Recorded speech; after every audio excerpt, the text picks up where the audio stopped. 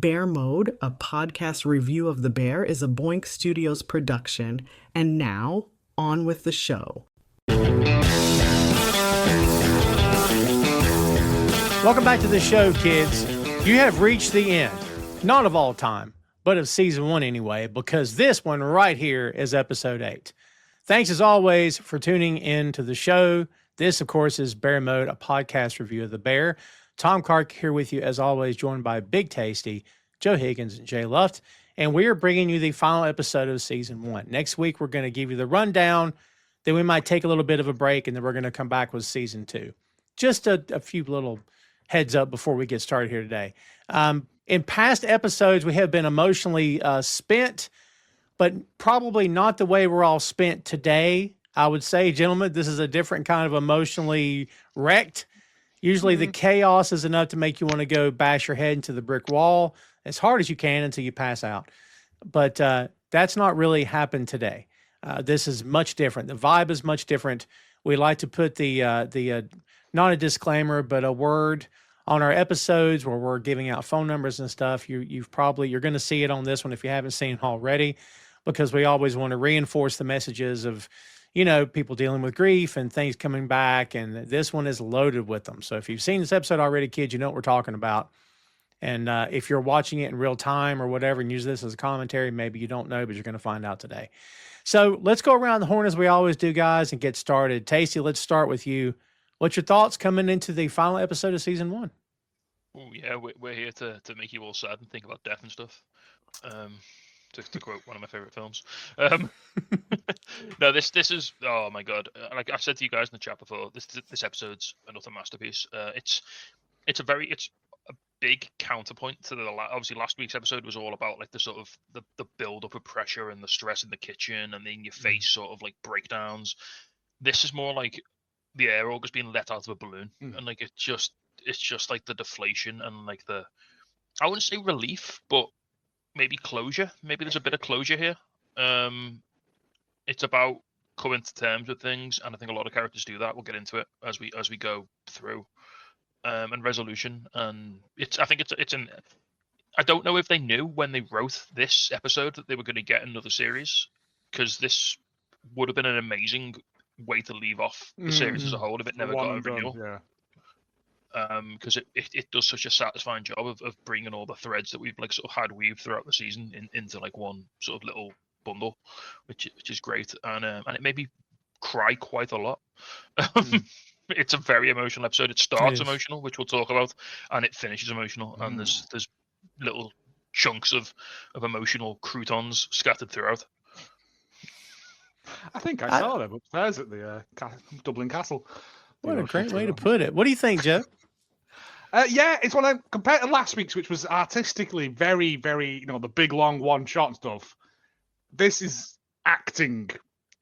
It's like the opening, 7-minute monologue that we get is absolutely brilliant. It's one of those things I forgot what happens in this episode. I've tried to like push it all out of my brain so that it's sort of like Jay, I can experience it again, but you kind of know the beats. But I'd forgotten that he just does this huge thing. And after it, my wife turned to me and said, "So why do you think he did that?" And I was like, well, we don't know, do we? Was it to protect Carm? Was it like to have him have a better? We don't know. We'll never know because he's not there. But it's, and then also we get the ending, which made me very happy. And also some delicious looking food again. Oh my God! That family meal at the end looked amazing. It did, but just spaghetti, right? I made my dinner because of that. Did you really? Wow, I did, yeah. So Jay, 8 total going into this one, 9 now. We have thrown it to you and watched you chain smoke yourself to an early grave and take anti-anxiety medication as you're trying to get through this show. But as we sit here today and you just finished watching through for your first run through of episode 8 of this season, was it worth it? Are you feeling better about everything now? I'm very depressed after that episode, but it was a ride for sure. But I thought as a whole that whole season was incredible. Yeah. That last episode was like the cherry on top of the cake. It was just, I think it was the best episode in the entire season, as far as like the payoff for where everything, all the bad stuff that happened in that last episode, and even like little bits that happened in this one, the payoff at the end was worth it. No pun intended. But yeah, I thought Jeremy Allen White, like, if he didn't win an award for this, I imagine he did. Like, oh, he did. Yeah, because Jesus Christ, he acted his ass off in this episode. So the Amos Baccarat as well, the pair of them were. I think he won one as well. He won Best Supporting Actor last year, didn't he, in the Emmys? Yeah, I don't know if he got anything for this season, but yeah. Yeah, he was. The pair of them were outstanding. Yeah, it was just a really, really well put together episode, and when we'll get into it, obviously, but that speech was incredible. There was a lot of really, really good like scenes in this whole episode. As I say, it was brilliant. It was. I totally agree with you guys. This one delivered, and Jay, the reason I asked you if it was all worth it was, we've all four talked about throughout this this review of this season was that I don't know if this person's redeemable. I don't know if this person's going to come around, but like when you see the end result of 8 episodes and the character arcs that we've seen and the growth that's happened with a lot of these characters, like I feel like for me it was worth it. Episode 8 was absolutely worth it to see how far we've come. When in episode 1, I think anybody could have watched episode 1 and said, well, I'm not going to watch this show. I can't take that. But like, man, if anyone tapped out, well, you missed some great TV after the fact, let me tell you, because it just gets more interesting from there. Haven't my favorite thing to do at the moment is go into IMDb and find people who write a review for every single episode of a show. Oh, because you're clearly a maniac, because no one does that, do they? Right? But the one person's done it for this, and they're like, "Oh, this season has did it," and I'm like, dude, just like you can't take it episode by episode. It's a whole thing. I never thought about it until they said it. Like they could have ended it here, and I'd have been perfectly happy because it's beautiful. Same. Like start to finish. The more we get, that's fine. But yeah, and it's just the most insane thing to go, oh, in this episode, it's a lot slower than last week's. And I'm like, yeah, because it's peaks and troughs, mate. That's how you pace things out. Yeah. You need to let breathe. Shut up. So you can't just have every episode be like episode 7, because I wouldn't have stuck around for that, because it would have stressed me out. It wouldn't have the impact of episode 7 if every episode was episode 7 as well. Yeah. No one would watch it because it's nice. The episodes, like I've talked a lot about this. Like a lot of my favorite moments, and there's 1 or 2 in this episode. I think 2 of my favorite scenes in this episode. Just the moments, these quiet little moments where they're not in the restaurant, they're not cooking, they're just 2 characters talking to each other, and that's when like they start to like explore how they're feeling and like how they react to each other and how they interact with each other. That's where you get all of the connective tissue. That's where you get all of like the sort of the lore. I use the word lore because I'm a nerd, but one thing I respect it. One thing this show does really well, we'll probably talk about it more when we do the recap, is especially in this season, it's almost like I wouldn't say it's like a whodunit, but it's almost like a mystery, because it pieces Mikey's backstory together very slowly over the course of the whole season. But you get a lot of it through like just little comments the characters make in passing, like in the quiet conversations that they have. It's not like there's no big exposition dumps or anything like that. It's all done in quiet conversations. And even at the start, there's a key piece of Mikey trivia here that is dropped in a throwaway line at the very start of this episode. And it explains the very first episode of the show. The opening scene of the first episode. Yeah. And any other show, they would have beaten you over the head with that. But this show just throws it away. And if you catch it, you catch it. And if you don't, watch it again. Rewards you for paying attention, which is what I like. You can't be on your phone watching this. You've got to give it 100% the attention that it deserves, because it's so well written and so like you said. I watch the show with subtitles on, so I don't miss the dialogue as well, because a lot of the dialogue's quite I do, because I'm deaf. But yeah, we started another show last night, and some of it's so low. I want to be able to know what they're saying, so I have a habit of turning the classic audio mixing of nowadays, where it's mumble, mumble, mumble, kaboom. Yeah. And you're grabbing the remote, going, "How'd it get so loud?" Yeah, yeah. Well, kids, we're going to tackle this. We hope you're ready because I'm just, hold on to something. Sometimes we tell you that because you're ready to pull your hair out, but that's not what this one is, as we said before. So here we go, kids. Get a cup of tea, get a blanket. That's right. Strap in. We're gonna have a nice little time. We'll have a little cuddle if you want. Cakes, yeah. Okay. I like the way you're introducing that. I like that. So depending on how you like to pronounce it, kids, I've always called it Braciole, but I hear it Braciole. So however you like to pronounce it, episode 8 is spelled that way, and I happen to say Braciole. That's me. I think that's what they say in the show. I'm sure that's how it's pronounced. Yeah. I think Carmy says Braciole, I think, and I'm like, well, close enough. I don't care. That sounds very Texas. I know, right? Yeah. But as we've said, we've told you from the jump, kids, the entire season 1 was all dropped on June 23rd, 2022, on Hulu, of course. This one directed by the showrunner, series creator Christopher Storer, and the story is by Christopher Storer and Joanna Kalo. And yes, kids, 8 episodes in season 1. Before we get cracking on that one, let's give you a little rundown of episode 7. A glowing review of Sydney's risotto hit the paper just as the team prepared to open for early to-go orders, and the restaurant was thrown into chaos when Sydney accidentally left online pre-orders on. Carmen snapped under the pressure, calling out the staff, especially Sydney, who had a heated argument with Richie, which led to Richie accidentally getting stabbed. I don't know why that makes me laugh. Marcus... It's so ridiculous. Marcus abandoned cake because he's, oh, great, now I've been stabbed. And he just walks off. Marcus abandoned cakes to focus on donuts and suffered Carmy's wrath as a result. Both Marcus and Sydney walked out, leaving Carmy alone to deal with an impossible situation as lines of customers were impatiently waiting outside. That sets the scene, kids. And you're thinking, oh, crap, we're going to go back to chaos. Well, you weren't wrong, because when you start out, you're like, God, here we go again. But then, as I said, this thing takes interesting turns throughout. So the Bear cooking show is happening. Carmy's hosting a cooking show, and Jeremy Allen White is fantastic because you're almost like, I think I could watch this. Do you know what I mean? Like, this isn't bad. Is it not just me? Does anyone else do that when you're cooking? Like, sometimes you just pretend you're doing a cooking show, just for your own amusement. In my head, no, sometimes. Yeah, just in me. My head. Oh no, I It's do it just out loud. I get the dog involved. Like, I make a whole thing of it. Like, yeah. Harvey just comes in and goes, fuck's sake, he's doing it again. Right. Not all the time, but if it's like something that takes a long time to do, or you've got to like slowly roast up, yeah, you've got to fill the time somehow. And I can't just drink, so yeah, you've got to, Oh, that attitude you can't. No, that attitude you can't. Then I get guests on. I get Harvey in to do an interview with her. Yeah. Oh, what a great line that was. I'd watch this shit out when you're doing a cooking show, Joe. Oh my God, that was great. It entertained me so much. He's in a studio, of course. There's canned laughter, and it starts okay in the beginning. Everything was fine. He's talking about the beef braciole, that his brother's favorite dish. Michael made it every Sunday.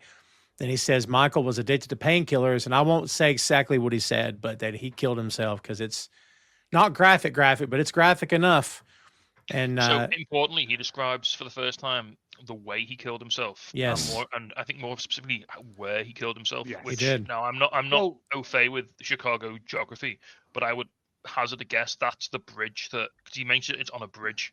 Yes. And that's where I think that's where Carmy was in his dream on the first episode. When he does mention it, though, it does flash to that bridge, doesn't it, as well? It does flash to that bridge with the cage. It keeps kind of like jump cutting between like the cooking show and the news articles and stuff like that. We now finally understand why that was significant to Carmy in the first episode. Yeah. Yeah, he says no letter, no goodbye, but he left me the restaurant in the will. But he also never let me work there. He used to run the best restaurant on planet Earth, much different than the shithole Michael left him with. It was a final fuck you. So he's also upset with his brother as well, because I guess he feels like you pulled me into this world that I didn't even want to be in. I was happy. I was good. You know what I mean? So a lot of stuff came out in just this opening, I think. And then Carmy can't find his stuff. The audience is laughing at him, not with him, but at him. We're getting flashes of bills, Mikey laughing, food, the music is building. And here we go again. Everything's, the crescendo's like, here we go, right? Everything, you're thinking, oh crap, here we go. Carmy apologizes, then suddenly we're back on the bridge as we were in episode 1 with the bear in the cage, and suddenly we see a bear behind the camera, which should have been goofy, but it wasn't to me. Like, if you watch when it cuts to the behind him, Yeah. the bear slowly gets closer. Yeah. And then in the last shot of it, it's behind the camera going and stuff. And yeah, I was like, anywhere else this would look dumb. But Was that there a union worker? Was he? it's Guys, Dental Union Ben, Card. isn't it? With the microphone. That's I mean, wonderful. this is just like a classic anxiety dream, isn't it? This is like I'm in school and it's an exam and I'm not wearing. And I've got no pants. trousers on. Yeah, That's it. Yeah, Carmy flashes back and to the last episode, and like I say, he wakes up. Just to set everyone's expectations, unfortunately, Jeremy Allen White is wearing pants. If you're hoping to see that, I'm sorry. Yeah. If you want to see quite- clothes, watch Iron Claw. Watch Yeah, Iron Claw. if you want to see him in a pair of Yeah. tighty pants, yeah. Yeah. We got that for you. Don't worry. Oh yeah. He's quite a handsome man, that Jeremy Allen White. So yeah, again, the shot of the bear should be funny, but it's not. He wakes up with a jolt, and we hear Mikey say, "I'm right here. Can you hear me?" It's the first time, not the first time ever, but the first time in this episode that I personally got choked up. Hearing him hear his voice, that got me. And Carm flashes back to the last episode, and Mikey is telling him that he's better than this place. Carmen's looking at the stack of books, and we keep getting flashes of food.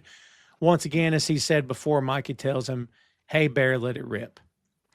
So, man, that was a tough opening. Fun, but tough in the end anyway.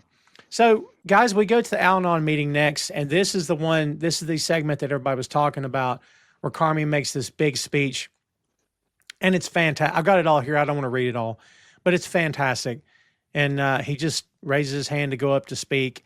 And again, guys, journeys as we go through these shows together, right? But like we've been saying every episode, they're not dealing with this. Well, Carmy is finally dealing with this. Yes. He's talking to a room full of strangers, and he's being honest and raw. He's like an exposed nerve right now. Yeah, this is the first time he's spoken, isn't it? As well in one of the meetings. Been, and he's just sort of lurked in the background. Yeah. Not wishing to participate. Probably doing it because Sugar was like, "You have to go." And, all right, I'll go, but not actually participating. But then finally going, this could actually help.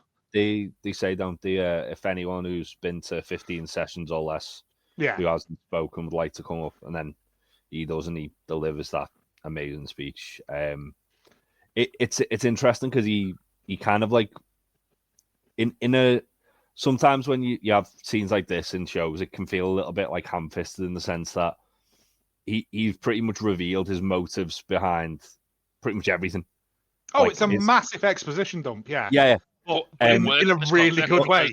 Because it's like him it's like the core coming out. It's like him just everyone's done it where you bottled something up for so long, and then when you finally like said it, it all just goes. It felt it felt really organic the way he did it. Like emotional vomit. Yes. Yeah. It didn't feel like sometimes in a show like that where you'll get it and it'll just be like, oh, you're just filling in gaps here where you didn't need to give that much. Whereas this, it was like it actually all kind of like narratively made sense that he was like filling in these gaps the way he did it. Well, it harks back like the start. He was like, my brother could like make anyone feel comfortable. He was like, he had that thing, and you see that when we have that flashback with Richie, and Richie's a completely different person when they're cooking. Like he's not the Richie that we know now. He's like fun Richie, and now he's like arsehole Richie, and it's just it does fill in all those gaps that we have, but like you said, in a really subtle and very well done way. Because we found out that we knew he shot himself, but we didn't know he did it out in public, like on a bridge, which is thingy. But and it's all the stuff of he wouldn't let me in the and like we used to cook together and all of this stuff, and it's just how it's basically Carmy's journey. He said they'd lost touch to the extent that he didn't even know he was using drugs. But he wouldn't let me in the restaurant. He wouldn't take his calls. He wouldn't speak to him. Like, and Carmy's like, well, what have I done? Well, fuck you.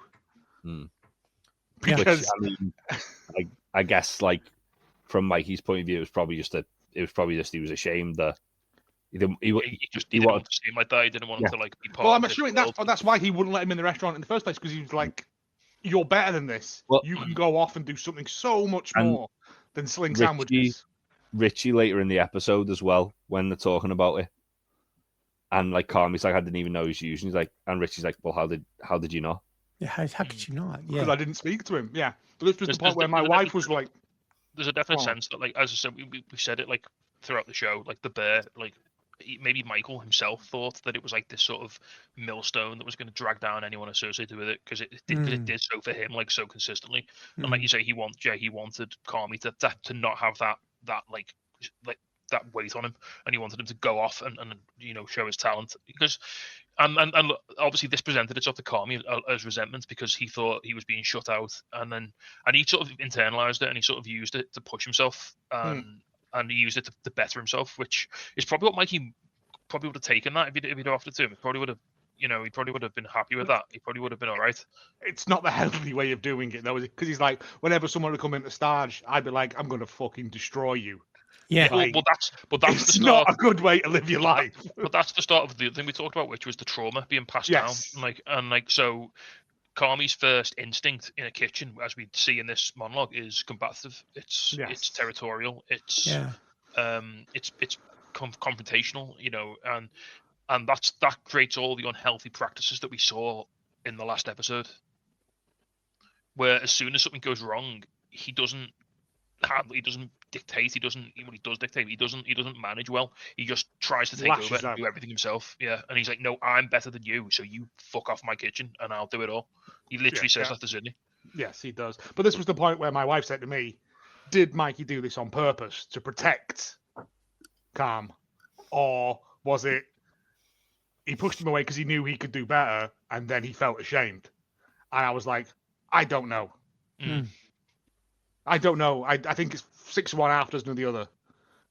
I think it started as trying to help Carm, and then he fell into a hole, couldn't get himself out because he's too proud, because he's fun Mikey, couldn't ask for help, and just drowned in it. Yeah. And that's the horrible thing about it, is that if he just reached out to someone, he could have been saved. That's the tragic thing. He had enough people around him that loved him that would have sat him down and talked to him. But that's it.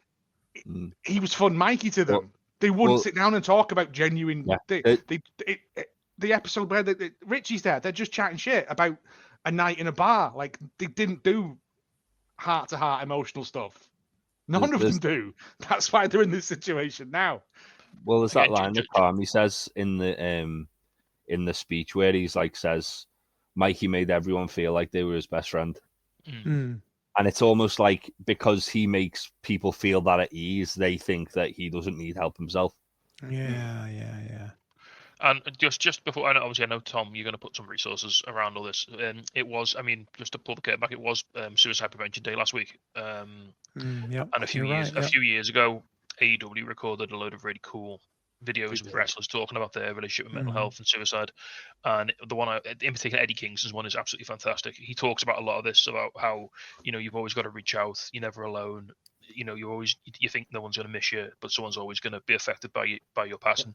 And he talks about like how his dad lost friends and he's lost friends, and it was a vicious cycle, and no one taught, because it was the men have got to be strong.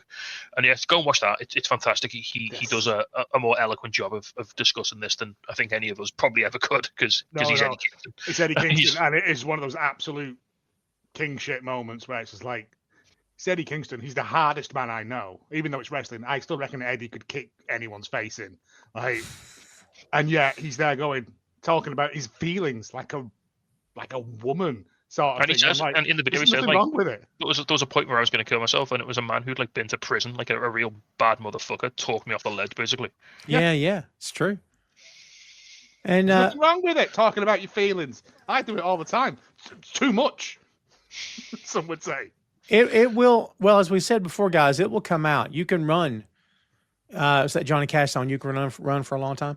You can run all day and you can ball it up. Go ahead, but it will manifest, because we're all human. It's going to manifest, and hopefully it doesn't manifest where you hurt someone else, because no one wants that. And of course, to hurt yourself. Like, I guess what I'm saying is, get it out to somebody. I mean, I don't know. Like, you guys have a point. I mean, I've personally have been seeing a therapist since 2020. I don't regret any of it. No, not one session. No stigma. It's fine. It has helped me my mental health to the point where I'm like, I'm better today than I think I've ever been because, an unattached third party who can be honest and blunt, but it's not attached to you emotionally where they're not there to make you feel good about yourself. They'll be honest with you. Like it means the world. And I get that some people can't do that, guys. I have people in my life who refuse. They will not ever talk to anybody. But I'm like, well, then talk to me, man. You know what I mean? Let's talk to somebody. But you don't for know some what you're people, missing they out can't on. do it. It's such And a it does- good it doesn't- feeling to get stuff off your chest. It doesn't have to be a big formal sit down. It can just No. be like, come over, we'll put the game on. We can have a little side convo about how you're doing. That's it. It's that bit. Sorry to go back to it in Ted Lasso where Colin comes out as gay and Thingy goes round and they just chat about it because he doesn't know anything. And it's that kind of you can just talk about Just stuff. normalize it. Just normalize it. Just like Yeah. No shame in any of it, man. If you or someone you know is struggling or needs support, help is available right now. In the United States, call or text 988 to reach the Suicide and Crisis Lifeline. In the UK, call 116-123 to reach Samaritans. The help is free, it's confidential, and it's available 24/7. Don't wait. Reach out. Someone is ready to listen. We were talking about timing of this show earlier. So, Taysom, let me ask you this. How does this entire season change had this scene happen in episode 1 and not in episode 8? the monologue. Yes. Well, I don't think this season happens the way it happens because this is Carmy realizing that he has to. Cause like he's saying at the end of this, he's saying about like, and I think he's realizing this in real time as he's talking. He's saying like how he wants to fix this so badly because it's so important to so many people, and people have got all these memories of the bear and like of the beef, sorry, and they love it, and it's got history, and then he's like, and I think I'm trying to fix it for me because Michael didn't really give a shit about it, like. Yeah.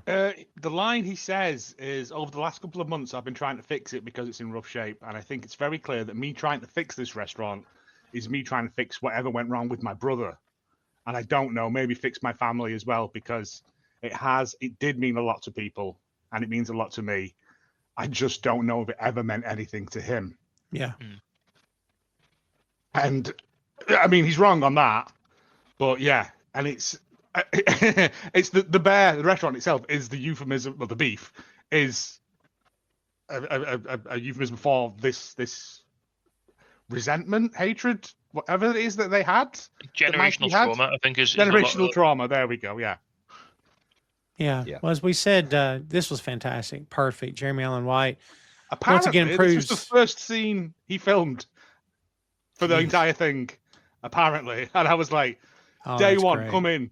Knock this out. Yeah. Anything you do after that, it's gold, isn't it? Really? Like, yeah, and it proves why he's in demand. Apparently, he was like, "Are you fucking with me? This is day one."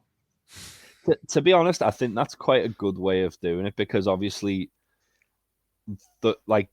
he's probably the most calm we've seen him the entire show. And if he'd filmed all the other shit where he's screaming at people and he's like having panic attacks before this, I feel like it wouldn't have come across as like genuine. Whereas because this is the first thing he's filmed, like it's almost like he's realizing himself who the character is, and again, it's like he's learning the character's motives and the character's like he's learning more about the character. Yeah, no, but he's learning. It feels as though he's learning more about the character than. But then has to hide that back, which is another. Well, like you say, because it's the journey. It's all about the journey, isn't it? JT said, and it's almost like by starting at the end point, he can see where the character's got to get to by doing the scene first, and then he can for the rest of his performances and throughout the season, he knows where he's got to end up, and he can take the character one step at a time towards that, which is great because that's how you that's again it's show don't tell a lot in the season, isn't it? Like this season is so good at like everything happens in the margins and in like the quiet little backroom conversations and like throwaway lines. Nothing's like this is the antithesis of Michael Cole screaming at you for like 20 minutes that something's happening. To use a wrestling reference. To use a wrestling analogy. I mean, this whole like certainly the first season feels to me like it's kind of like done to feel like the 5 stages of grief, where Like this episode is Carmy's acceptance of everything. Like, and this scene, in fact, yeah, like this scene, because he's accepting. All right, I've inherited this restaurant. This is the hand I've been dealt. Now, how do I make it better? do I have to make it better? Can I make it better? Like that's what he's going through in his head. He's like, well, am I doing this? I'm not doing this for Michael because Michael wasn't really bothered. Like, so I'm doing it for me, but it's a proxy. In the flash bit between him, his cooking show and the awake thing, there's a bit where like I think you hear Mikey say, "Just burn it down." Like, yeah, there is this ongoing thing of fire all the way through it as well. Yeah, and like he could just burn it down. He's not insured, and he knows Cicero loads of money, but yeah. There's also a phone call when he wakes up from the dream of Cicero, hit me up as well. Yeah, so, that's right. I missed. Yeah. I'm sure that's actually fun. Yeah, he's he's sharing a recipe with him. That's all that was. Yeah. Just fantastic kids, as we said. Ecto-coolers and Valium. Yeah. Recipe for disaster. Ooh. Oh, well done. So we'll wrap on that one. We go to the beef, and Sweeps asks Tina if she's heard anything from Marcus, but she says no. Richie and Abraham walk through, and I love this bit. Richie's complaining about getting stabbed, and what if she stabbed my asshole? You can't sew an asshole shut. And Abraham says, I've sewn an asshole. Whose? A close friend's. It's great. I love that guy. Carmen calls a meeting and announces that they're going to be closed for dinner service. Cicero's friends are having a bachelor party. Did you notice the sign in front of Abraham that says Carmy is an asshole? Yeah, it was taped to something. Printer. It's on the printer. Is it the printer? Oh, that's great. They've taped the printer shut, like obviously back together, and they've wrote on it Carmy's an asshole. I thought for a second it might have been a swear jar or something. I wasn't sure, but yeah. No. It's a constant reminder of his yeah. Well, that's the thing, though. It looks like it's Carmy's handwriting. So probably Carmy's done it because he's like, again, like a lot of stuff addressed in the last episode with Carmy is like almost as if he's ashamed about the way he's acted. Yeah, and like he's out of the three of them who were like massively in the wrong in the last episode. Carmy's the only one who has any humility, I thought. Yeah. I think Marcus feels like he knew he went back with his tail between his legs. He knew he was just going to go back, knuckle down, get back to He never says it, though. He never says it. He never says that he fucked up. No, he doesn't. In fact, him and Sid are laughing about it. Yeah, but when they're making that weird tea. Yeah, later in the episode, when Carmy actually like apologizes to Sid, again, she doesn't take any accountability for her her role in it all. Like Carmy says, it wasn't acceptable the way I acted, and she just says correct, and it's like, well, at the end of the day, like she was just as much in the wrong, if not more so, than Carmy. There's degrees of guilt. She stabbed Richie. I mean, anyone would. Not in the arsehole. Not in the arsehole, though. Not in the asshole. Can't sew it shut. Yeah. Can. No. Yeah. Carmy's the only one who's like delivery of it. He's just great deadpan delivery. He is. Some of the lines he has in this episode. Is it the bit later on? Shut up, you! Yeah. When Tina calls him a bitch, that's sexist. When he says to Tina in Somalia, I was a grill master. She's like, "Shut up, you old bitch." It's great. It's just sexist, and it just doesn't even linger on it as a joke. It's just yeah. Anyway, yeah. I feel like you could take Abraham and drop him into the Ted Lasso universe, and he would fit right in. Do you know what I mean? Oh, I think he would fit right in. If you had as a kid, man. I was going to say if you had him like in the club canteen. Just working in the canteen, making the lads like the dinner. That would be great. We're gonna cross the streams, kids. So no one's happy about the bachelor party. Richie offers up to run point out front. He says you can never tell with these white collar criminals. I might have to use my big boy voice. Yeah.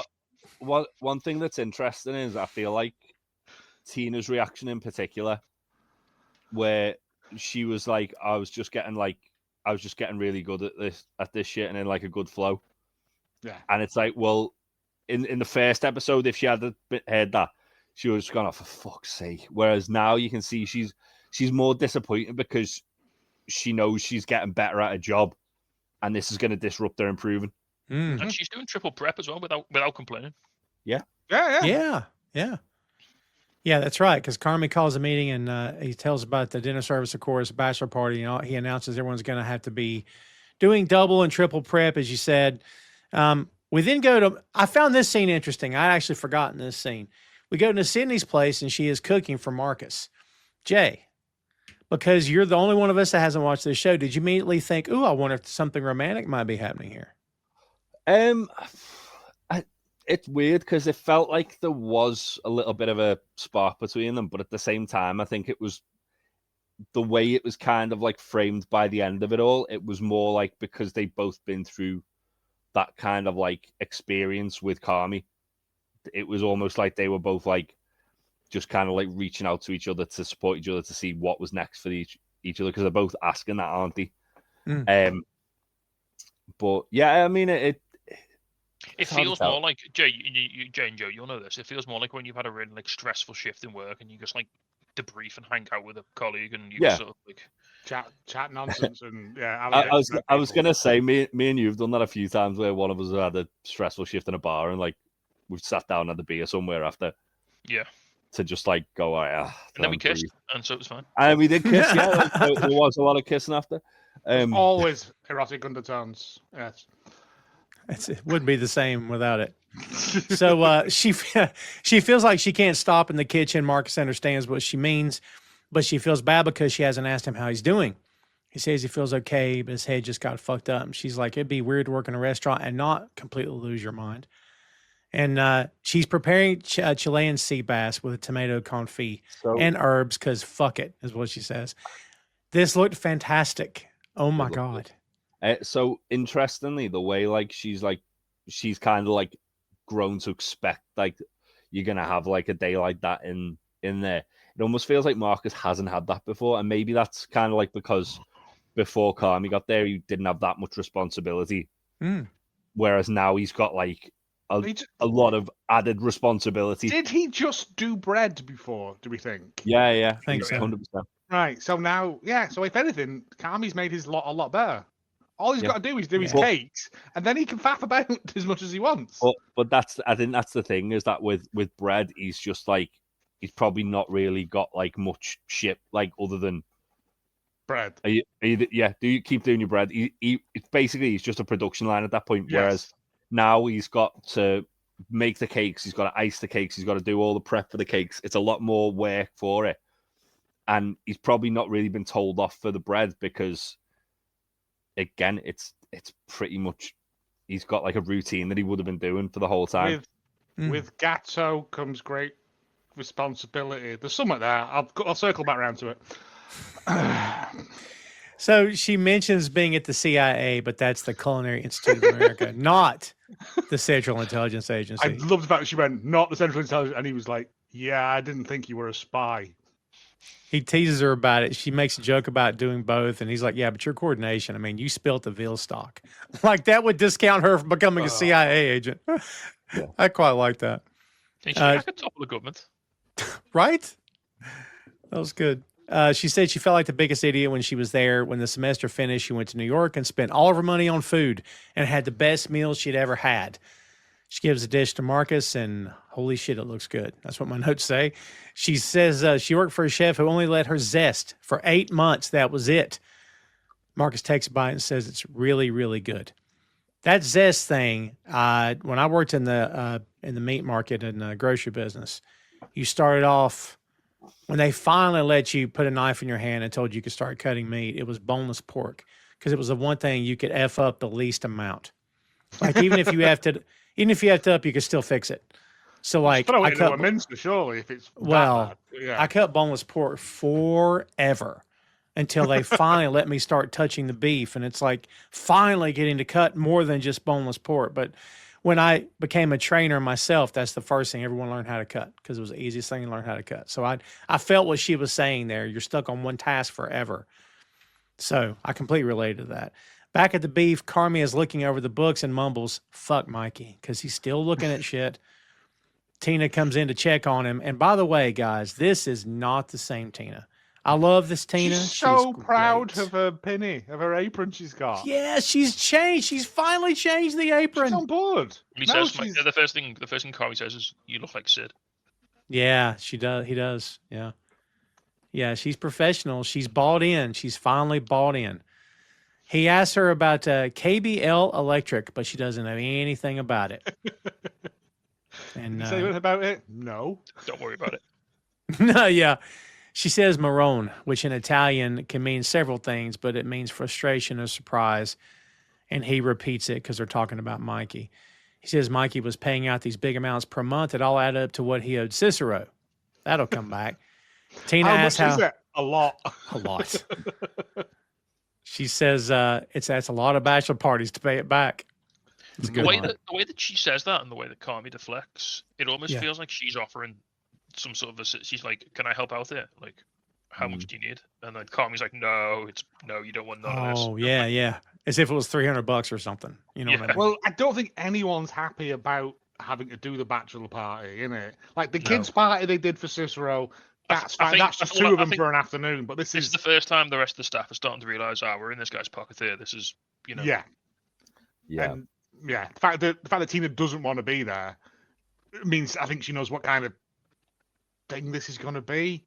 I don't. A sexy party, Joe. A sexy party in a sandwich shop. Who doesn't want a sexy party in a place that smells like congealed beef? Come on, they're having snacks, so they'll have. They're not even having sandwiches. They're just having like cocaine and volleyball, and strippers and hookers. Yeah. He says, "Why didn't you just pay the vendors?" She says, "1 month they didn't have napkins." She's like, "Pay them. They need napkins." She says, they mentioned attitude. She's like, "It wasn't his attitude." Like well, it was the reason he wouldn't pay for napkins is because he said it doesn't matter because we can't afford them next month. We can't pay them next month. Right. None of it matters. Which again is a big kind of. It's a red flag. This man needs immediate help. Like he is circling the drain. None of this matters. None of it matters. You're like, isn't one of the signs that someone's in like immediate distress in terms of potential self-deletion that they stop planning things ahead, like they stop seeing past a certain point. Or you plan up to a point. Because I won't be needing it after that. I think is again, we're not qualified to talk about this. Please, having these thoughts, come and speak to someone who's professional. This is trained not therapy. and Please, no. Speak to people who know what they're doing. Yeah. Yes, we're just pop psychology in this. Yes. One season of Peep Show where Jeremy becomes a therapist. Why only 4 stars? I thought 5 was taking the piss. Yeah. Yeah, there is such a thing as it's one thing to have thoughts, but it's another thing to make plans. And that's, I would say at some point the lines get blurred and it's different for everybody. So like the guy said, if you've got anything in your mind, for goodness sake, talk to somebody for sure. What's the thing? Mental health isn't your fault, but it is your responsibility. Well, yeah, well done. Well done. He tells Tina to take the night off. She says, "You know how much I loved him, right?" That got me. Oh, me too. Because Tina's going, a little bit of my heart. Like, there you go. And she says, "How much?"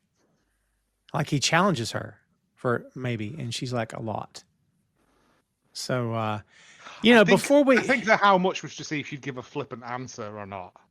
Before we got to know Carmy, if he had said that in a previous episode, you might would have thought, "Is that your way of saying why didn't you stop him?"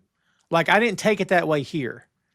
No. But if it had happened early, I might would have thought that. But now I wouldn't think that of him because I can see that he's finally processing. Do you know what I mean? The fact that Tina's done all that stuff about it doesn't matter. Like, I don't think she knew. No. Addicts and stuff are very good at hiding things as well. I think Carmy, it feels like, because obviously he's made like a big point about the fact that for the last 3 years he wasn't a part of Mikey's life. So it almost feels like him talking to people like Tina and Richie and everyone who was around Mikey when he wasn't. It's almost like him trying to kind of like fill in the blanks. Yeah, he's trying to piece together like what was his world like, what was his what was his environment, what was like What did people think of him? Like you say, like what was this man's status in the world when this happened? Like, again, it goes back to what we said. Like Mikey probably didn't see that. He probably didn't feel that. He probably didn't, because when you're in that place, you don't think anyone cares about you, and you don't think anyone's there for you. And it's just exploring the circle around him. You're like, no, look, Tina absolutely loved him. Like Tina would give anything for him. You know what I mean? Tina said multiple times throughout the series that like he's like family to her. Like this Christmas together. Yeah. And that explains her position at the start of the show, is that she doesn't want to change anything because she's in the same position that Richie's in. She's like, this is Mikey, and I don't want to lose him by like changing things, because when you accept that Carmy's here now and not Mikey, that's when you have to face the reality that Mikey's gone. Yeah. Yeah, the place is identified with Mikey for sure. Back at Sydney, she tells him she tried one of Marcus's donuts off the floor. So Gary keeps the floor very clean. She says it was really... Sweeps is a boy, man. Sweeps is an absolute dude. He is. She says it was really good, and she's sorry Carmy destroyed it like a little bitch. She says that's exactly what he did. They go back and forth. It goes from bitch to little small bitch, which I like that back and forth. She asks if he's talked to Carmy, and he says no, he's going to go back and hash it out, or they won't hash it out. And he asks if she's going to go back to UPS, and she says probably not. They never really ate out when she was growing up, and that when they did, it was special. I like this whole bit because we're getting to learn a little bit more about her and see how they talk back and forth. We're learning a little bit more about him. They mentioned him going to MJ's restaurant as a kid, and it was amazing. The bacon, they both agreed the bacon was phenomenal. Now I want to go to that restaurant in Chicago and have the bacon. So he says, so back to the beef then, but she's not sure. He asks if she has a dream spot, and she says, yes, you'll find out when it opens. I found that to be fun and interesting. Marcus says he learned a lot from her and Carmen. He wonders what the best meal she ever had was, and of course it was Carmy's. And she's like, it's really good. There was a bit in the previous scene where he asked her what the best one, because she said she ate all over New York and she had the best meal she ever had. And Marcus asked her what it was, and she doesn't answer him. She like sort of deflects. That's right. The first time, it's only when he pushes her the second time she says, "Oh yeah, it was Carmy's." Also in this scene as well, she talks. We get a real big insight into Sydney's relationship with hospitality. Like she says, like she just wants to make people happy by cooking them nice food. And then there's a line from Marcus as well where it's almost like a wistful sort of. He's like, "Man, like watching you two work together was so cool because you were both good at different things." Yeah. They're a good I think team, she also fills Marcus in about her failed business as well. She mentions her credit. In a throwaway, like my credit's shot, and now I'm living at home with my dad and his filthy CPAP machine. Which I had to look up what a CPAP machine is. It's a sleep apnea. Oh, it's the sleep apnea thing, yeah. Yeah, I thought it was something rude. I've never heard it called that before. I've just why would it be filthy? Yeah, I've just googled that bacon, by the way. Jesus Christ, is it proper bacon or is it like American bacon? It's like pork belly. It's like maple. I'll fuck with that.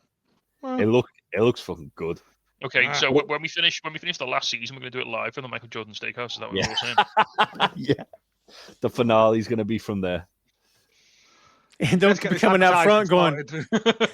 The owners are coming out front going, "You can't stand out here. Why do you have microphones? You can't, Oh, let's give us steak and we'll leave. No, you can't come in here unless you're buying something. We'll go for a meal and we'll just 4 glasses of water and 1 bacon.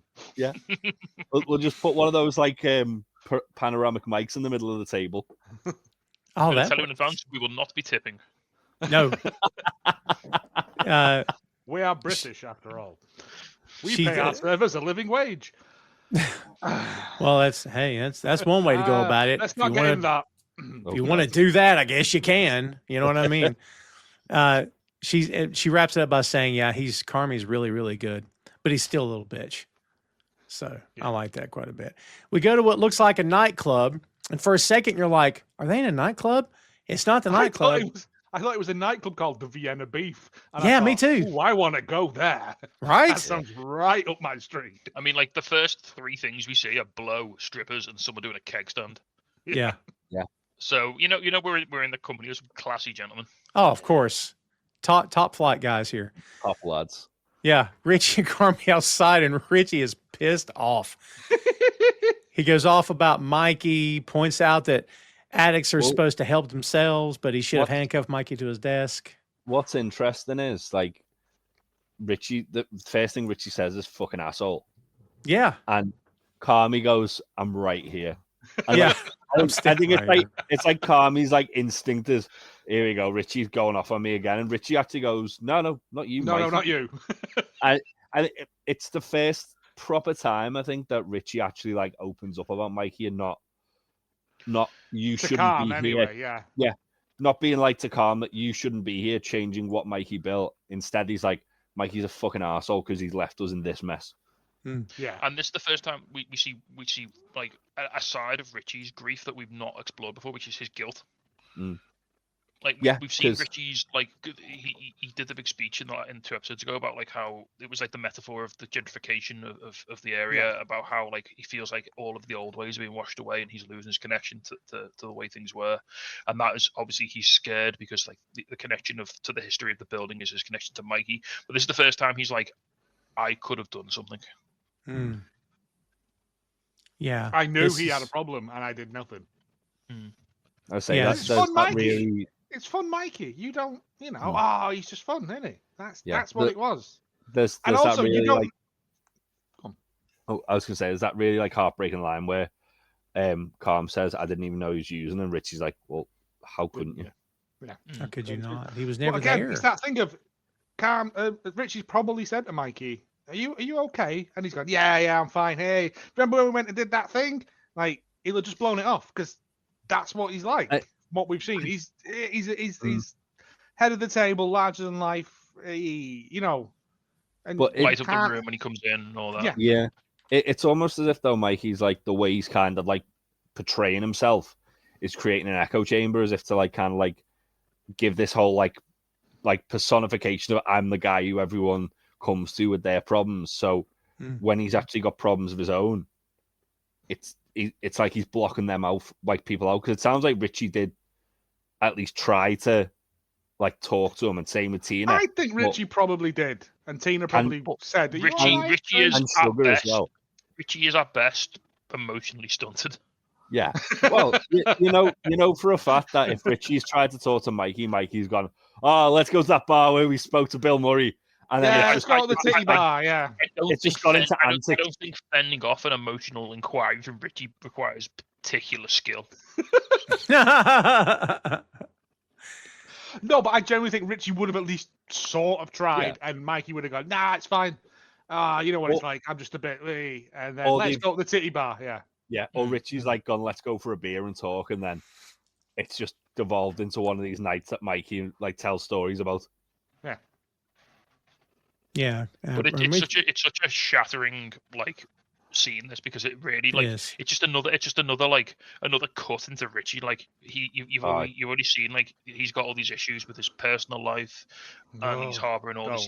He's missing Mikey so much, and now you've got this other thing of he's feeling this like quite intense guilt about like being like on the sidelines while it all happened and like not being able to do anything about it. When he says I should have done more, he's like, but I never thought, and then he lets it trail off. I'm like, good God. But you've got both the guys here have got, they're coming from the same, they both feel guilt, but for different reasons. So Carmen wasn't there and didn't see any of it. Like, he literally just gets the call out of the blue. He literally said, like, I never saw him, I never spoke to him, he wouldn't answer my calls, and the one there just found out he died. Yeah. And Richie was the opposite problem. He was like so on top of it that he couldn't do anything about it, and he had to see it like up close, firsthand. It's bad on both scores, and I don't know which one's worse. They're equally as bad. There's no grief. Yeah, I think when you kind of as well like look at it that way, and look at the way that Richie was kind of like in the trenches, like with Mikey when Mikey was at his worst, you can kind of not relate to, but you can see why Richie has that sense of entitlement that he should have been left the restaurant, because he's basically been like the kind of like the foundation of the place when Mikey's been spiraling out. He was holding it all together. He was the left-hand man. He was the second in command. Yeah. I know. I get it, and I understand Richie's point now in hindsight, but also, and it's really easy for them both to have resentment on the other one. So it's really easy for Richie to be like to Carmy, well, you weren't there, you weren't here to deal with it, and then it would be easy for Carmy to turn around to Richie and go, well, you were here and you didn't do anything about it. Yeah. But in this moment where they're both outside, they both sort of put that to bed, and like it's great. They basically somehow they have this moment where they both understand each other's grief, and they both and this is what the show has been trying to get people to do for like 8 episodes. It's like just get people to have a conversation where you see each other's point of view and you can see where they're coming from and you can process their grief with them and you can both understand. Yeah, but then Richie goes in and leathers a lad into a table. Well, just to go back to that, it's a really interesting parallel with the way that in the previous scene Marcus talks about the way Sydney and Carmy are both good at different things, and then this scene it kind of addresses that Carmy was dealing with, like, Carmy deals with the restaurant one way and Richie's dealing with it another way, and it shows like everyone kind of makes up a piece of the puzzle. Like the whole place doesn't run without all the little parts that are there. You're all parts of the machine. To go back to what you said earlier, Tom, I just thought about this. I mean, I don't think they mean anything by it, but it's an interesting little juxtaposition. So we have this scene, which is all about Richie and Carmy seeing things, seeing how each other feels about things and sort of understanding. The scene before this is Sydney and Marcus absolutely not seeing anyone else's perspective. Good call. Oh, Yeah. Because all they're talking about is how Carmy was a dick to them. And like, and not taking ownership of the fact that he was fucking about with donuts and she left the machine on all night. Yep. Good point. Yeah. Wow. Well said. Yeah, for sure. That, again, we were talking earlier about, what you brought up about, they each had sort of a hand to play in what had happened at the beef. But yeah, that really kind of brings it all home, because I got to be honest with you, man, and we're not quite there yet as we're reviewing this, but like, the fact that Carm didn't go to either one of them personally, they came to him. Part of me is like, well, maybe he should have reached out first. I think them coming back is an admission of them going, yeah, all right, maybe I was wrong as well. Oh, that makes sense. Because that was kind of bothering me. Carm's not going to leave that restaurant, is he? You have to drag him out. And he turns up to work. If they want to talk, they know where he is. You know what I mean? Yeah. And I think them showing up, the fact that Marcus comes in and he's got his gear on and he's making cakes is like, yeah, all right, what was done's done, what's said. And that's hospo. You can have a blazing row with someone in work, and then next day it's like, right, let's clock. Yeah, I forgot all about it. It was heat at the moment. Like we said last week. Jay said, it's like, for the next 2 hours, I'm going to be a prick to you all. Yeah. It's like, I don't mean anything by it. It's just, right, yeah. Every Christmas Eve, I'd work like 3 p.m. till like just after midnight, and I'd come in at 3 p.m. and I'd apologize to everyone and say I'm going to be a fucking nightmare for the next like 9 hours, but we'll get through it. Yeah, and I brought Jaffa cakes for everyone. Yeah, I was, and then at the end we'd all be drinking Baileys and having a beer and wishing everyone a happy Christmas. Yeah, it's just that's. But Carm didn't do that last week though. He just went off the hook. Then he just, you know. But I think them, the both of them coming back. I mean, Carm puts feelers out to Sydney, but Marcus was like, "Yeah, maybe I should have done the actual cakes instead of faffing about with donuts." Well, Marcus, like, at least he's going, well, yeah, I'm going to go back. I'm just going to have a few days to cool off, which is an interesting way of looking at it, because on one hand, it means that he expects that he's going to walk in and have a job after just down the tools. And on the other hand, it shows that, like, he's at least kind of like realizes, yeah, I'm probably got it a lot easier here than I have in a lot of other places, and I've got it a lot better here than I'm going to have in a lot of other places. What would have been great if you'd have gone in Chester and had just been there making cakes. Oh, fuck. Right. Oh, fuck. One thing I'll say, when you see Marcus later on in the episode, he's making the fucking cakes. He is. Boy, and oh my God. I swear to God, I saw that cake and I was like, can I go up the garage and get a cake? Can I get a Sarah Lee? There's a reference you won't get there. Oh, yeah, but Nim's just going to eat it on the couch. There's a Peep Show reference. Tom, on in bewildered confusion. Yeah, I don't know. You got Betty Crocker. You got Betty Crocker over there. Yeah. Oh yeah, for sure. Yeah, it's kind of the same. Kind of the same thing. It's a frozen chocolate gatto. It's you get them for like buffets and stuff. They're horrible, but also really nice. Yeah. Sometimes, kids, as we record stuff, things go wrong, but you'll never know because it's all been cut out. And these guys are asking me to keep it in, but I'm not doing it. Put it on the outtakes for the outtakes. like at the end of Smokey and the Bandit. Yeah. My This- outtakes would have, through the years, this would could have be probably been like so much better. This can be like the reverse of like when Joe asked you to edit stuff out and you went, no, I'm keeping it in. Yeah, Keeping it in. yeah. We're not to talk about that, but buddy, let me tell you. Yeah, I'm owed one at least, surely. Joe's owed at least one. Joe had a lot of moments that I cut out, and Joe's like, keep them. I'm like, you don't want me to keep this. He's like, yeah, I do. And I'm like, no, you really don't. So I cut them out, but because, that's the kind of friend I am. Yeah. I mean, that's the exact opposite of what happens. Is it? I don't know what's real and what's not anymore, Tom. Nothing's real. Nothing is real. I mean, let's not get into that. All right, cake. Cake. No, not cake. How about the bachelor party when Richie and Carm go in and look, they're calling this aggravated assault. Didn't this guy throw the first punch on Richie, or am I wrong? He threw the first punch at Carm. Isn't aggravated assault though when someone provokes you into hitting them? Yeah. I don't understand how it works. I don't get that at all. I mean, like, so Richie and Carm go to break up the fight. The guy who Carm's kind of like Richie stops one guy, and then the guy who Carm's trying to stop from, who seems to be the aggressor who's pushed the other guy against the wall. Yeah. He kind of like hits Carm, and then Richie just kills him with he swats him like a bear. Richie just clocks him in the face. He just punches him.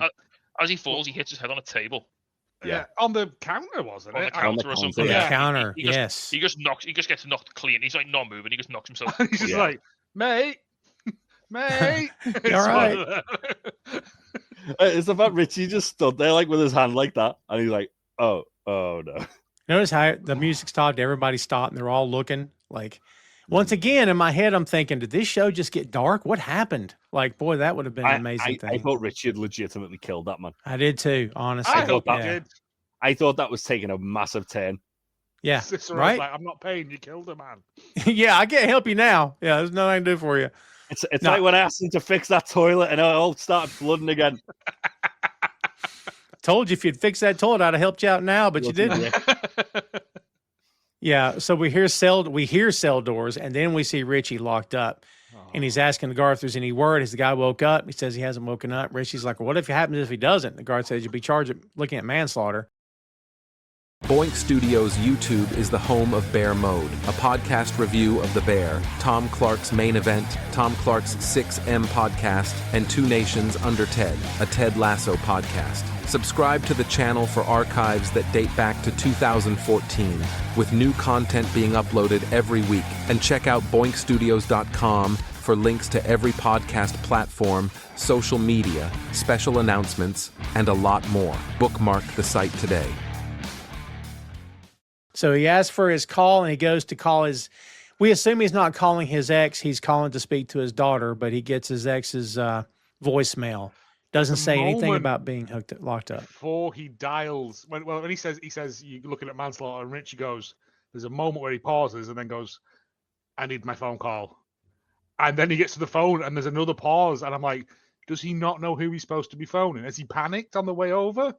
And then I was like, no, he's I need to speak to my daughter, but obviously my wife's going to pick up, and I'm like phoning from a police station. This is exactly why I'm known as Richie Loser in her phone.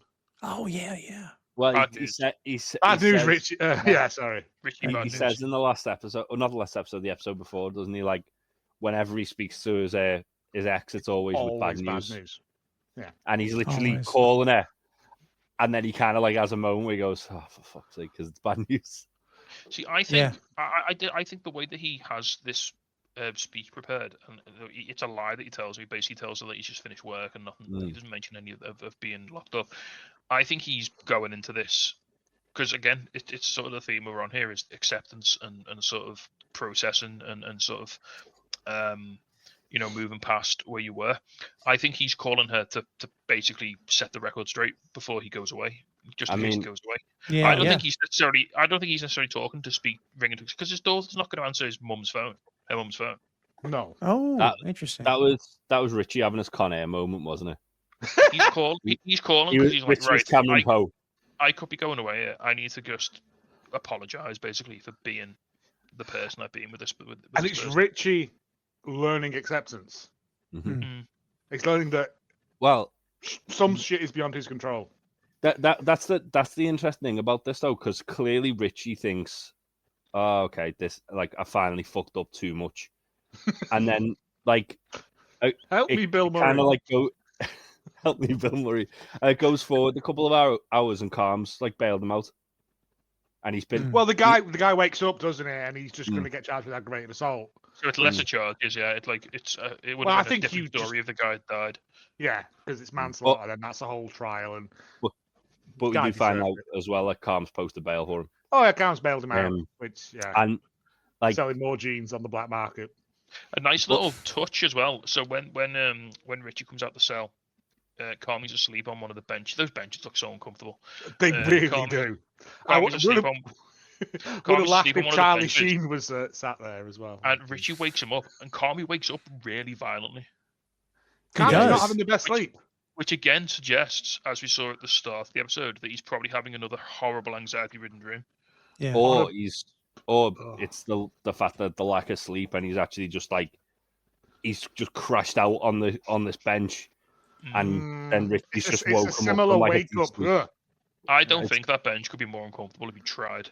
It's like the ones they put in parks to stop homeless people sleeping on them. Well, I mean, it probably is. It's in a police station. It probably is to stop people sleeping on them, isn't it? Because they don't want people getting arrested or getting brought to the station and then having a kip on the bench. If having a modicum of comfort while they tried for crimes they couldn't possibly have committed. You want to be in the cell? That bed in the cell looked all right.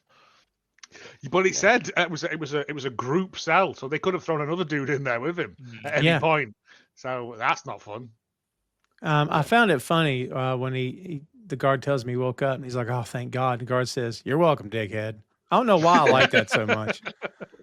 What did he do? Because he probably knows Richie. Oh, well, that's fair. Yeah. I imagine Richie's probably bought some coke off him in the past.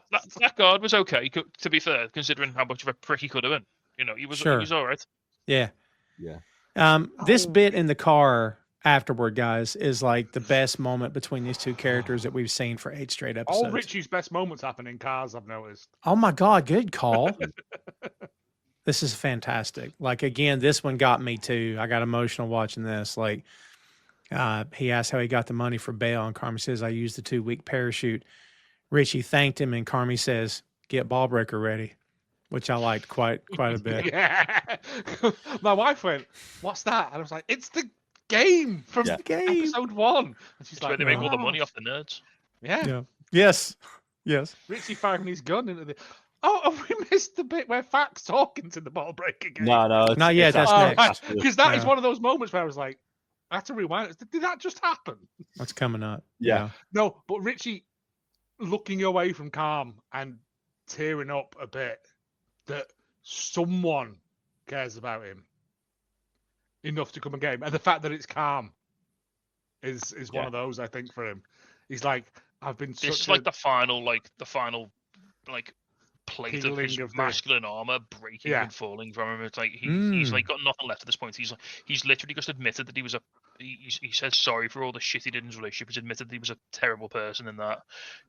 He's admitted that he couldn't stop Mikey from doing what he did.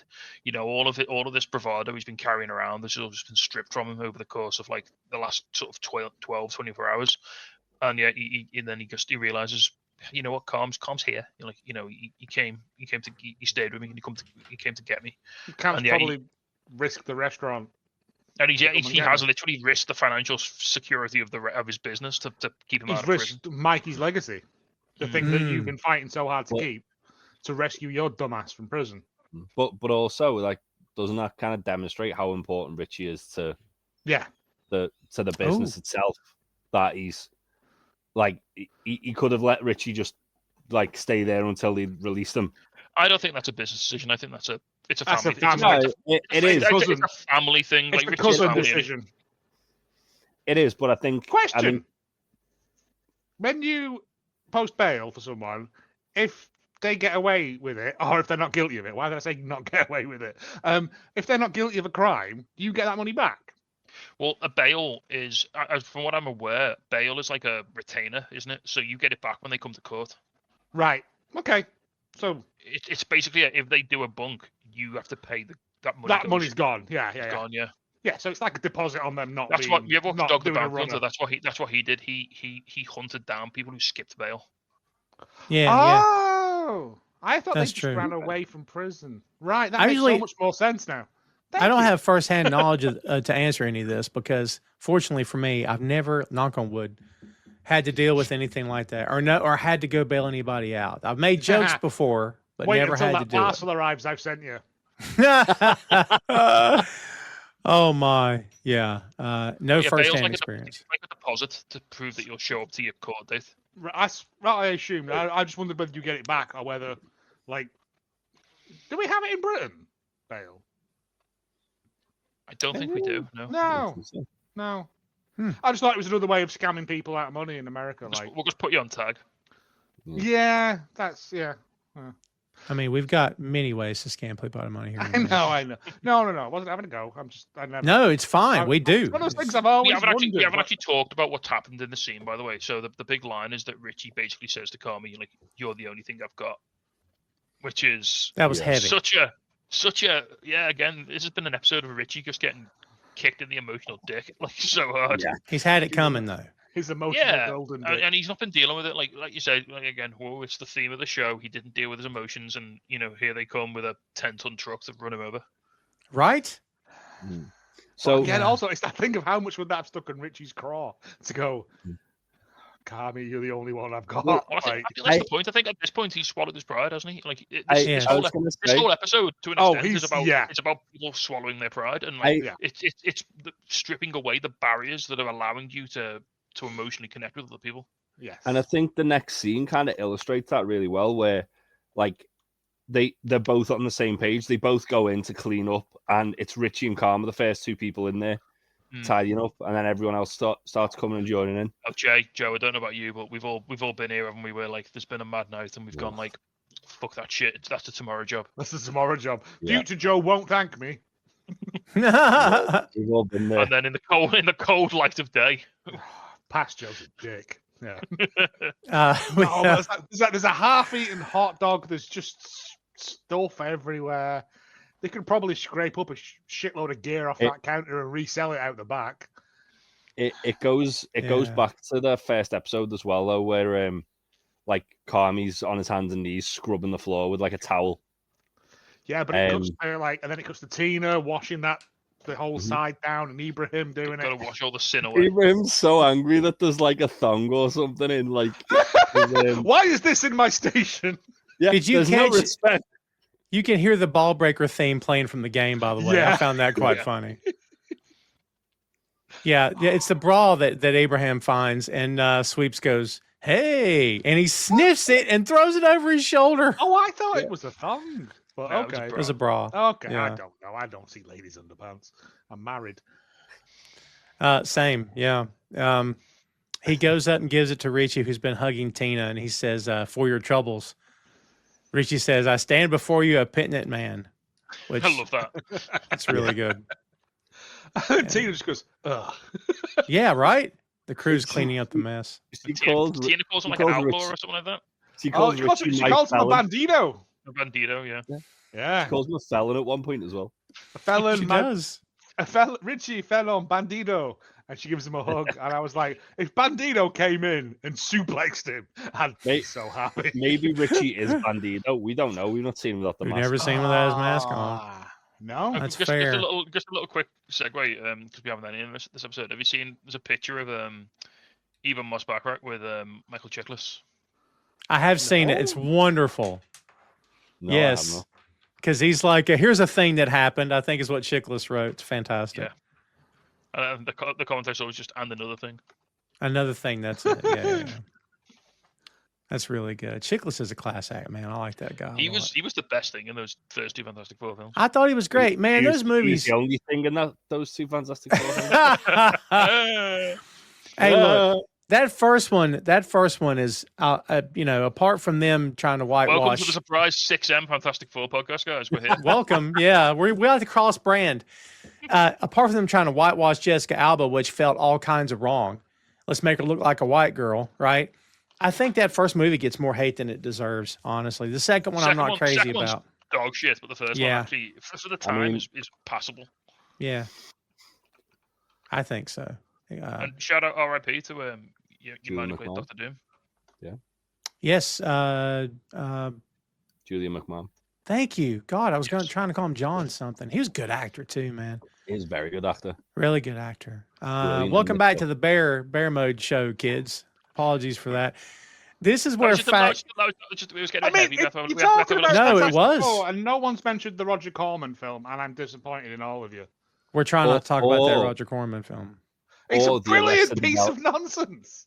Or the Arrested Development subplot from like the really bad season. Oh, we don't talk about anything after season 3. The only good thing is Tobias being on To Catch a Predator when he comes in dressed as a thing going, "Sweetie, Daddy needs some help getting his rocks off." Yes. Oh my God. That's the only good thing about it. Yes. Anyway. We have completely lost the narrative. We do that from time to time. Episode's 40 minutes. It's too long for us to maintain. This is right. This is fact. This is the moment we talked about. He's talking to the ball breaker game. He asked one of the characters, "Do you ever feel sad?" He's like, "Of course I do, Neil, but I don't talk about it. I keep it all inside. Helps me beat the shit out of people." In fact, says, "I get it." Do we know the voice? Because I know the voice. Oh no. It's Paul Rudd. Is it? Wow. It's Paul Rudd. Isn't that great? Excellent. I mean, Paul Rudd would turn up at the opening of an envelope for coin. It's true. It's true. But also, I never would have put that together because it was, again, I rewound this twice to watch it because I was like, is this a bit? Is Fack having a breakdown? I thought it was like a fever dream or something. Or is it a thing that character says and he's just been there that much he knows? He's just doing bits to them. I don't. It doesn't matter. It's facts anyway. Facts in the episode, everyone. We see Carmy's dreams a lot. What are Fact's dreams? That's what I want to know. Do you know what I mean? We're not allowed to see that. Oh, I really want to wait until we get into the rest of the facts when the other facts show up. That's when the Council of Facts. The Council of Facts. Oh, yes. You Jay, you don't even know, Jay. You don't even know. I think we all pick one hint of something that happens next season for the recap thing next week. And yeah. I'm picking Council of Facts. Oh, damn it. It took mine. So Tina asks Carm when Sydney is coming in. He says he'll be handling her Pratt, and she tells me, "Better not fuck it up." He says, "Yes, chef." And she says, "By the way, if you ever try that shit with me, I'll fuck your ass up," which I really liked. He just says, "Heard, chef." Heard. Yeah. And by the way, I don't want to miss here when Marcus comes in. And it looks like it was really tough for Carm to apologize to him. Like he just gives him the dude throwing my head up at you, and Carm just looks at him, then he walks off. But then he comes back and apologizes for what he said. I thought Carm got shouted over. Maybe he did. Even him shouting briefly and distracting. Oh, I see. Okay. It looks like the moment's gone and they're not going to have that conversation. But then Carmy, because he's grown as a person, comes back and actually engages and does the work and has the conversation. That was really good. I enjoyed that. So I think what's a really nice, like obviously it is literally from one episode, but we talked about it. It's important because we talked about how bad a leader Carmy was in the last episode. Yeah. In this episode, he's a fantastic leader at times where he obviously does this with Marcus. He then extends the olive branch for Sydney to come back.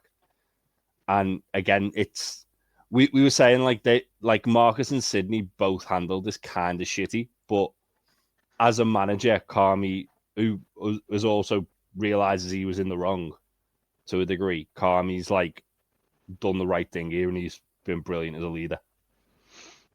Yeah, I mean, we don't know if he would have contacted Marcus the next day or whatever. And also, Marcus has no formal training. He's not going to be able to go and live his patisserie fantasies in another shop. So I think he may have had to eat a little bit of humble donut and come back. I think Marcus says to Sydney, doesn't he? He learned so much from her and Carmy. So he realizes what this opportunity is. He, as you say, he's not going to get that. But remember, before this, he was working in a McDonald's. Yeah, he was. He's not gonna get like that kind of opportunity to like. No, to really do funny this. you brought that scene up, Jay, because that's about to become really relevant. Yeah. Yeah. Yes. So the guy shows up at the door. First, Carmy announces they have the River North Festival. Everyone's doing extra prep. He finds a small book with measurements in it, and we don't know what's going on. We assume it was Mikey's.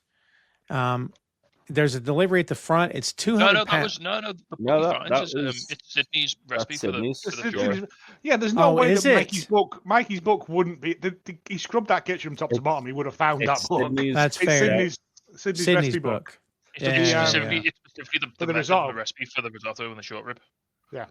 Well done. Yeah, that's really cool because again, she does show up in a few moments. Shows up, so everything comes back around for sure. There's a delivery at the front. It's 200 pounds, but it's pork, and they don't need pork.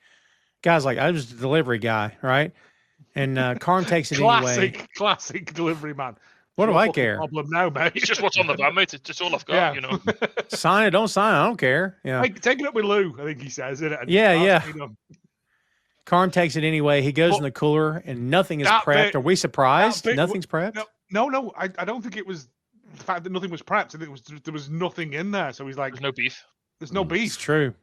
So He I looks, assume he looks in he looks in because the beef again, my trays. wife was like, "Why is he looking in there?" And I'm like, "Cause he's seen what they've got in.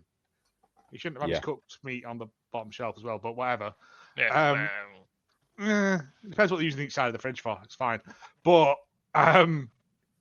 It's heavy. There's probably a health and safety thing about manual lifting. well, after all the veal stock got tipped on Sydney that time, yeah, it's probably best not to have heavy things out. But it's the fact that he stands in there for like 30 seconds, and he does the freezer moment that we've talked about in the past, and goes and back outside. It's just one of those things of like everything's getting too much. Just take a moment.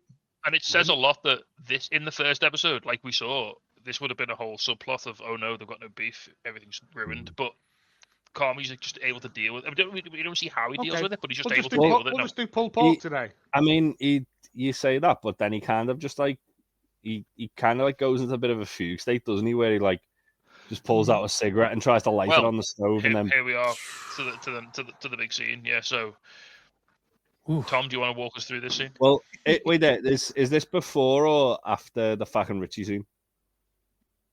Before what now? Is the stove catching fire before or after the Fack and Richie scene? Oh, it's before. Okay. Yeah, right before. Yeah, Carmen's taking a moment. We see the kitchen is still a mess. We see flashes of the bills again. The music is building, as it does when chaos is about to erupt on this freaking show. And then, he pulls a cigarette out. I always see that moment. You know that when you get that music building, it's like a kettle about to whistle, isn't it? It's like I see that as like when you get that that like tight knot of anxiety in your chest, and it sort of tightens and tightens and tightens. Like that's what it feels like to me. Like when you're in work and that happens. They do an excellent job in this show. It's like in Ted Lasso when he gets like the white noise when something bad's about to happen. Yeah. Mm. Yeah, and he starts doing that. Yeah, good call. Yeah. And it's again, things are growing. And then when he pulls that cigarette out, man, I'm thinking, have we learned nothing, Carm? Did we learn nothing from that health inspection? Like, what? Again, it's like he's forgotten where he is. I mean, I've done it in the past where you've It's like he's completely and ran out the himself. back, but yeah, because he's literally just like stuck. But no, but the thing is though, is like with Carm, he's regardless of what mind frame he's in, he has a specific standard for the kitchen. Oh yeah. So the fact that he's like just decided to light up a cigarette in the kitchen, it's like he's forgotten where he is, and like really. It's like something's hit him very suddenly, and it's like something's triggered a memory or something's happened, and like some trauma's been dug up or some. Even like the way Richie reacts, like he's like, "Are you okay?" Like it's like he has to slap him out of like being in a trance. Well, it goes back. So yeah, the stove. Something happened. Maybe there was fat on the stove or something, but the stove so catches much fire. fat to catch fire though. That was the thing. It went up like that stove hadn't been cleaned in years. But Carmy just again. This comes back to the scene that funny enough, Jay, you were just throwing back to when he talked to Marcus about working at McDonald's. The fire bursts out in front of Carmy, and he just looks at it. He just looks at it. It's But like that also dream back to sequence. His dream sequence, yeah. And it's like he said, Yeah. like that time he started the grease fire after he won Best Young Chef, and he's like, if I just again we had it at the start of the episode, Mikey's voice to Watch it Carmy, burn. burn it down. Yeah. Yeah, I And could have just stood there and watched it. Yeah. And it's that you can probably think he's running that in his head, like this would be all of our problems to go. If I just leave this, it'll take all of our problems with it. And we can hear the bear growling as the fire's going on. Mm-hmm. You can hear the bear growling. That was such a nice touch too. Yeah, Tina Sweeps comes in. They put it out. When Richie grabs him again, I'm so proud of Richie. This guy is really becoming a real person in front of our eyes. He smacks him, but not like, let me get the crap out of him, but enough to shake Not him like awake. Airplane. Yeah. Yeah, and he's like, no one really knows what to say. They don't know what to say to him. And Karma's really struggling. He goes to the lockers. He's sitting there. Richie joins him without saying a note or saying a word. He pulls the note from behind the locker. This was back from episode 2 when he found it. Richie's moved the note, hasn't he? He has moved the note because this was in the kitchen where he found it, It's right? behind like the stove. Yep. No, Yes. it was always behind. No, it was always in the locker. Are we sure? It's Because always I thought he behind the moved it lockers. too. It was in No, the no. locker, but last week, actually, last week when Sydney's getting changed, it's not where it should be. Mm. So I think Richie moves it depending on how he's feeling at that point. I thought it was behind like a prep station or something. I did No, too, so- actually. No. Richie finds it when he's fixing up. There's something wrong with the lockers, and he's fixing it, and he finds it or something like that in an earlier episode. Yeah. Interesting. I like the idea of him moving it though, because it's like he's contemplating it, but then he can't. I genuinely think he pulls it in and out because, like I said, it wasn't there last week. I don't know whether that's an oversight in set design or whatever props. I don't know where it comes Like under. maybe It's a coffee cup on the table in Game of Thrones or something. You know? Yeah, or I don't think I genuinely think Richie probably pulled it out, put it on the desk, and then went, "Nah, fuck you," and put it back, and then has done that countless times. it feels like Richie was waiting for the right time to give Carmy. Yeah. But it all becomes clear now because we assume when he puts it back earlier in the season, it's a spite thing, and it's like he doesn't want Carmy to have Right. it because Yeah. he's jealous that because this is another sign that Mikey favors Carmy over him because he leaves him a note and he leaves him a restaurant and he leaves Richie ostensibly nothing. Yeah, nothing. Yeah. And so it's easy enough. to think that he's doing this out of jealousy or out of sort of bitterness. I think But it was at the start. But we find out now. He says why he hasn't given it to him. Yeah, because Well, it meant what's- he was gone. Yeah. What's interesting is that Carmy says, I can't remember if it's in his speech or if it's in the cookery show scene. He says Richie didn't even bother to leave me a note. Yeah, it was in the cook scene in the show, the mock cooking show. yeah. Yeah. And then obviously full circle moment where Richie gives him the note. And this does so much heavy lifting emotionally for I mean, obviously we're not quite there yet. There's a scene and there's again, another beautiful moment. There's so many beautiful moments with Richie and Carmy in this episode. It's a real turning point for their relationship on a certain level. I mean, they still There's a hate moment- each other. Yeah, but Richie says to him, "Look, I couldn't give this to you." Well, first of all, Carmy says, "What the fuck is this?" What the fuck And is he's like, this? I don't know. Yeah. Yeah, he's like, I don't know. And he's like, I didn't want to give it to you because that meant he was gone. And when he just kind of, you can see he kind of touches Richie's leg and Richie puts his hand on his back. He sort of puts his hand on him and he's like, it's So a real good. tender moment. It's a real moment of well, not reconciliation because they're never really that against each other, but yeah, they've arrived on a level where they've never been before, I don't Mutual think. respect.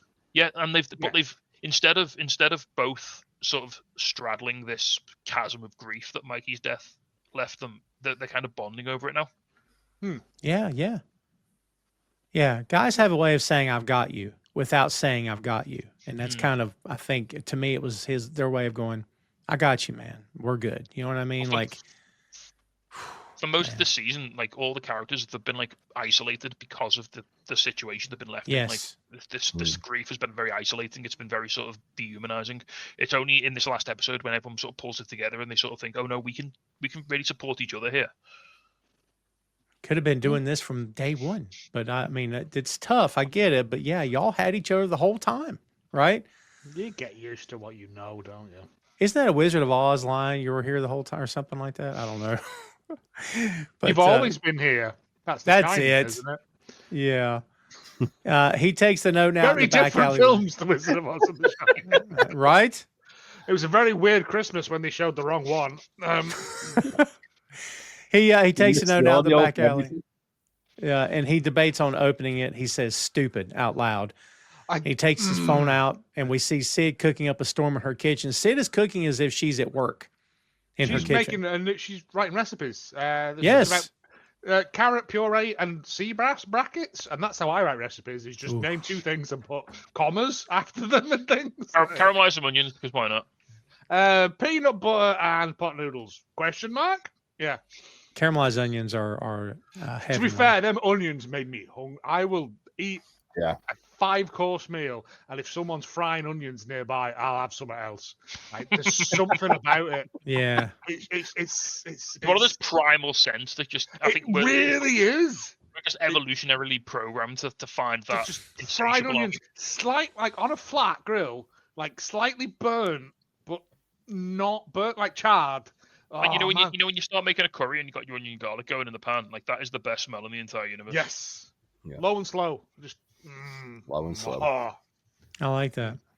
Yeah, he starts texting Sid, and the only thing he said, did you guys notice that I'm sure they've texted before, but she's deleted all his texts because there's no text at all. First one, no acid. And I'm no like, acid. Oh, God, it's like me in university. She's like, question mark, question mark, question mark. He's like, your dish needs acid. She says, so shove it up your ass. This makes him smile, and he texts back, my behavior was not okay. She says, correct. He says, yes, chef. Last check is ready whenever. And that's when he opens the note. It only says, doesn't it say, I love you, duck? I love you, dude. Dude, I thought it said duck. I thought, is there a nickname we don't know about? I love you, duck. I thought it's a duck as well, to be fair. No, it's dude. See, I love you, dude. I thought there's another nickname we didn't know about. It's not called The Duck and the Bear. It's not a children's TV show. Listen, that mate, would be fun. His family were fucking killed by the mob. He lost his mind a bit. He's living in like some unit off in like an old abandoned building. Oh, yeah. A man rips his mum's pearls off and he becomes the duck. Yeah. The midnight honker. I didn't take it that far. That's Good geese. Lord. That's geese, anyway. That is geese. I'd like if there was a theory for like the way there's the whole Breaking Bad thing where Walter White goes into witness protection and becomes the dad from Malcolm in the Middle. I'd like if there was one where Mikey just faked his own death and become the Punisher. Oh, that'd be great. Give me time. Give me time. Jeremy Allen White has a breakdown. Carmen has a breakdown and becomes the middle child in the dysfunctional family. Yes. He was on that show for 12 years, by the way. Malcolm in the Middle is a treat. If you not Malcolm in the Middle, I was talking about Shameless. Oh. Yeah, we're talking about Jeremy Allen White. The US Shameless, which is one of those US remakes that's actually pretty good. I tried it. I couldn't. It's not as good as the British one. I couldn't appreciate it. It wasn't for me either. Yeah, Malcolm in the Middle though is a delight. I love that show. It's coming back, isn't it? Bringing it back, man. It's coming back. I know. We've talked about that. We've talked about this before. Doing it because he's like a professor now or something. I don't know. Yeah, and also Frankie Muniz doesn't remember any of it because he got brain trauma from a car accident. From race car driving, yeah. Yeah, oh, wow. He doesn't remember any of the Malcolm in the Middle he done, so it's all new to him. He's having to watch it all to figure out what his character's supposed to be, and I'm like, I wouldn't. Man, the more you know. That's crazy. Finally, he opens the note, and then it says, I submit it says, I love you, duck. And then he says, let it rip. Carmy's upset, and he's crying at this, and he just says, fuck you. It's on the back job. Because this is it. This is everything he's at the start of the episode. This is everything he wanted. Yeah, this is it. It's a good job at the start of the episode. He explained the let it rip thing, meaning face your fears, go into it 100% like that. Because otherwise, I'd be thought that's farting, isn't it? But in that monologue at the start of the episode, he said like everything he did, all of the trauma he put himself through, all of like, the horrible kitchen work he did, all the like horrible shifts. My skin was dry and greasy at the same time. Dry and like, oily. Oh, I know. But it was all because he wanted that love and that like sort of acknowledgement from Mikey that he thought he was never getting.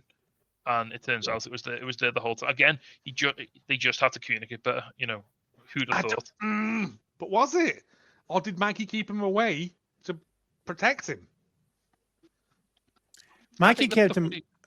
I mean, Mikey kept him away because to protect him, yes, but also he didn't want him to see what he'd become. He knew that that's not the version of him he wanted his brother to see. I think. Just we missed it. There was a point of the monologue where Carmy said like, "I shut people out of my life," and it got quieter. Yeah. That was during the. Yeah. So I think it was a two-way street. So I think. Yeah, 100%. I think Carmy starts by because he's got a bit of an obsessive personality. Really, yeah. I think Carmy gets so deep into this because he's chasing perfection. He literally said, I want to work at the best restaurant in the world. I want to be the best chef ever. You know, I want to destroy my competition. I want to take down all these people who are staging in the restaurant. And I think he basically lets work take over his life to a point where he like by the time he's ready, by the time he even thinks about talking to Mikey and letting him know how he's getting on, Mikey's already past that point where he knows he's beyond saving and he doesn't want Carmen to know what he's like. I genuinely think it's column A, column B. I think both of them are just so stubbornly trying to keep each other apart that no one's prepared to make that first move. I think a lot of it's like sibling rivalry as well, though. Like if you look at like in I don't think it's rivalry. I think it's protecting him. I was thinking like with Carmy's side of it, where in the Carmy's trying to prove where he says he wouldn't let me work in the kitchen, so I set out to become the best chef I could be. I'm a better chef. But I wouldn't say it's a rivalry because I don't think Mikey would ever consider. Because Mikey always knew Carmy was destined for more. Like that was the point. Like he thought he was too good for this. And that's the. Was it like? Carmy couldn't see it because he's not letting me do this. But what Mikey's saying to him is, no, you're better than this. You should go and do something on a higher calling. Yeah, but that's what I mean. Like Carmy's like driven by spite the way he's done it. Like he's not done it. He's not done it because Mikey said you're too good for this restaurant. But Mikey's also not said that. Vicious cycle. So Carmy's like initial spite. Carmy's initial spite and like his initial desire to prove himself takes him out of the situation, takes him away from his family. Yeah. And he buries himself in it. That then maybe reflects back onto Mikey and puts him in that position where he feels like he's hopeless. And obviously there's other factors, the financial pressures. I don't know. I genuinely think this was Mikey's plan all along. But it's a horrible like scenario where like one knocks onto the other one, and the sort of the tragedy here is they never managed to get back on the same page, and it takes literally Mikey's death to bring Carmy back, and it's like the next time he sees him, he doesn't even go to the funeral, like he doesn't even go to his brother's funeral. No. Yeah, on the back of that card is a spaghetti recipe, and I almost let this slip in our spaghetti recipe. Yeah, I almost let this slip in our first episode to Jay, and everyone's like, stop talking. But so the recipe is 10 cloves of garlic, basil steeped in oil, San Marzano tomatoes, 2 small cans because the smaller cans taste better. Now, we talked about this. Laugh. I made a cheeky allusion because I spotted something earlier on. There's a scene in one of the earlier episodes where Carmy's about to open one of these tins, and then something happens. He throws it in the trash. Yep. Oh, that's right. Oh my God! What a different season this would have been if he'd have opened that tin. Right? Wait, so he throws it in the trash. All the shoulda couldas, yeah. Yeah, because he's literally he's basically cracked when they're arguing about the spaghetti. I wonder. Yeah. Well, how much was in there? Do you reckon? About 1,000 maybe. Most of them seem to contain between $1,000 and $3,000. Wow. So, because he cracks the tin and he's about to open it, and then he has an argument, and then because the tin's open, he's not going to use it immediately because the tin's been opened and it won't keep. He just bins it. Yep. But without fully opening, he literally just cracks the seal. And then looking down the invoice book, everything on that book is between $1,000 and about $3,000 that he's been squirreling away every week, month, whatever. Yeah. Yeah. This is where Abraham tells Tina that in Somalia he is the grill master. She tells him, "Shut up, you old bitch." Can we talk about the second fact scene as well? It's so good. It's so good. Yeah. They're trying to fix the Fact's trying to fix because I love Fact. Like, does Fact have any kind of like skill, like handyman skill, or is he just that guy who's got a screwdriver that you know? You'll just And have a go.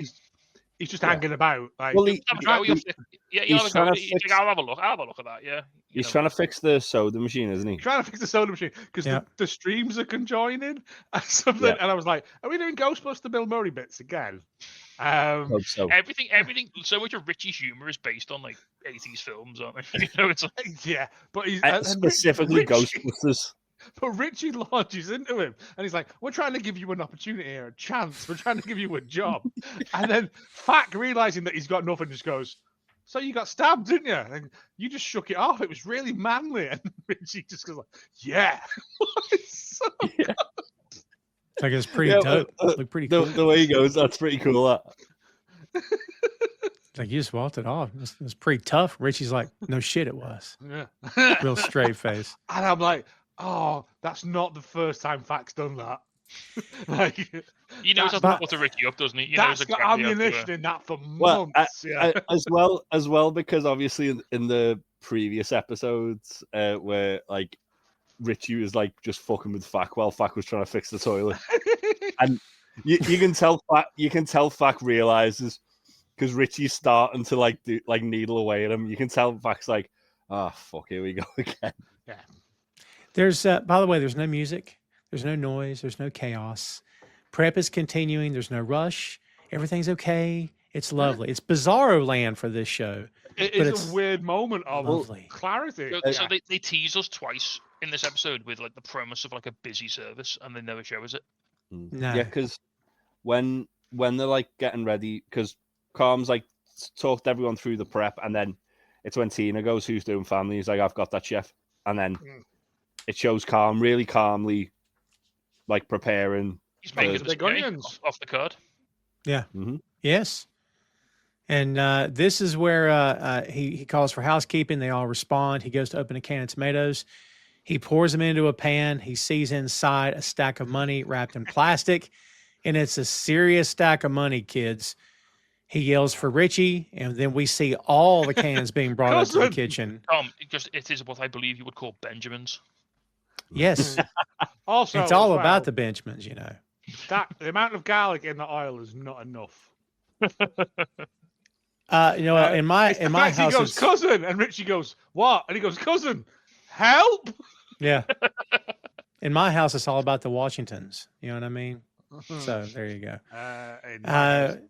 We hear "Let It Down" by Radiohead, and this song continues throughout throughout the entire rest of the episode here. And there's piles and piles of cash. I mean, it's everywhere. Sweep says, "Yeah, it's Richie, that you bit can finally..." where they all come out carrying tins. Everyone in that kitchen has got. And then within seconds, they're all. There's a little jump cut, and within seconds, they're all covered in like crushed tomatoes. There's tomatoes. It's up on the walls. How do you get up there? Like a Dexter kill room. Yeah. I love the way though, like it illustrates when Carmy gets the first couple of tins. There's tons of tins of tomatoes here. And even my wife went, "Oh, they've all got the name of the electrical company written on them," and I was like, "I didn't even get on." Well, yeah, on the product code on the bottom of the can, on the label as well. It says as well, but KLM.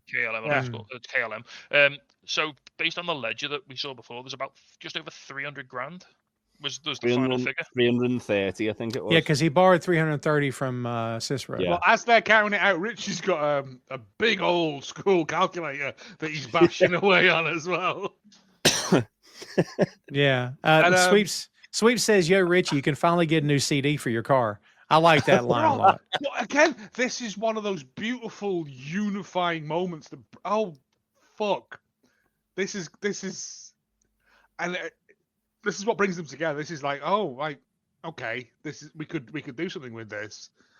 But then this also leads on to the thing of, was this Richie's plan all along? Mikey. Was this Mikey's plan all along? Was that he knew he was spiraling. He knew he was not long for this world, and I will set my brother up with a thing that he always wanted. He basically fleeced a load of money off Cicero because all the money that Cicero lent him, he's stashed in the tomato. I know, and Cicero's going to want that back. Like, because you can't shut the beef down and then open up 2 weeks later with a load of new IKEA furniture and be like, where's all this come from? Because the questions will be asked. Legs will be broken. Bodies will be thrown into the river. So, again, I don't know whether it's that drug-fueled mania that you think this is a really good idea, but when you think about it, it isn't. There's two ways of looking at it. There's the way that obviously where he's given them the money to basically start a complete fresh, which is what we assume Carmen's going to do. Well, at the end of the show, yeah. Yeah, or there's the other side of it where he's been squirreling that money away. He's been squirreling that money away to basically pay Cicero off, and then you've got a fresh start with it completely out of debt. Well, yeah, he can get out one way or another, can't he? You can either pay the money back, or you can, as he does, because I think obviously he must talk to Cicero about this, but then he obviously has an idea to relaunch a restaurant, and instead of being trapped by a vision of a restaurant that was never his, he can have whatever he wants. Mm. Mm. And then Michael's, it's like Michael's parting gift to Carm. Basically, it's like saying, "Here's like, all right, I've given you the restaurant. I haven't actually given you this horrible millstone. I've actually given you the method to achieve what you want to achieve." The other thing as well is obviously like Carmen's worked off some of that debt. So even if he were to repay Cicero, he'd still have some of the money left over. Yeah. Yeah, that's true. So timing wise, found it a good time. And also timing wise, Sydney comes in with perfect timing here. It's great because she's like that look on her face. To be fair, it looks like a cow's autopsy. Like there's just red everywhere. But she's coming to pick up her last paycheck, and all of a sudden it's like, oh, we're doing a new restaurant. All right. I don't know whether she did. Like, we'll never know. And also, I'm thinking about this now as well. I don't know enough about Mikey. I don't think knowing it all that I do know whether this was his plan all along was to. It's not important. I'm just thinking ahead. But yeah, Sid comes in, and the first thing Richie goes is get a tin opener and join in. Like yeah, it's like Sid, what are you doing? Just standing around, get a tin opener and join in. Yeah, and I like Tina lit up when she come in and called. Did you notice that Tina called her chef, not Jeff? Yeah, she did. So that was nice. And then Carm doesn't say, "Hey, you want to do a new restaurant with me?" He just says, "Family style, 2 tops, booze." She says, "Danish design, menu tasting at the bar." Then he says, "Window on the side." And she says, "For sandwiches." And she says, "Okay, what do we call it?" And that's when he goes outside, looks up at the beef sign. We get a shot of the kitchen. All the cans have been opened except for one that's under the empty rack. Did we see that? There's one under the rack that hasn't been opened. I don't know whether it wasn't open or whether it was just rolled out. Well, maybe it did. Maybe it did. Yeah. He hangs a sign that says, "The beef is closed. Thank you for your patronage." And at the bottom, the camera pans down. It says, "The bear is coming." Yeah. Dun, dun, dun. They're all sitting down. They're all sitting down at the table.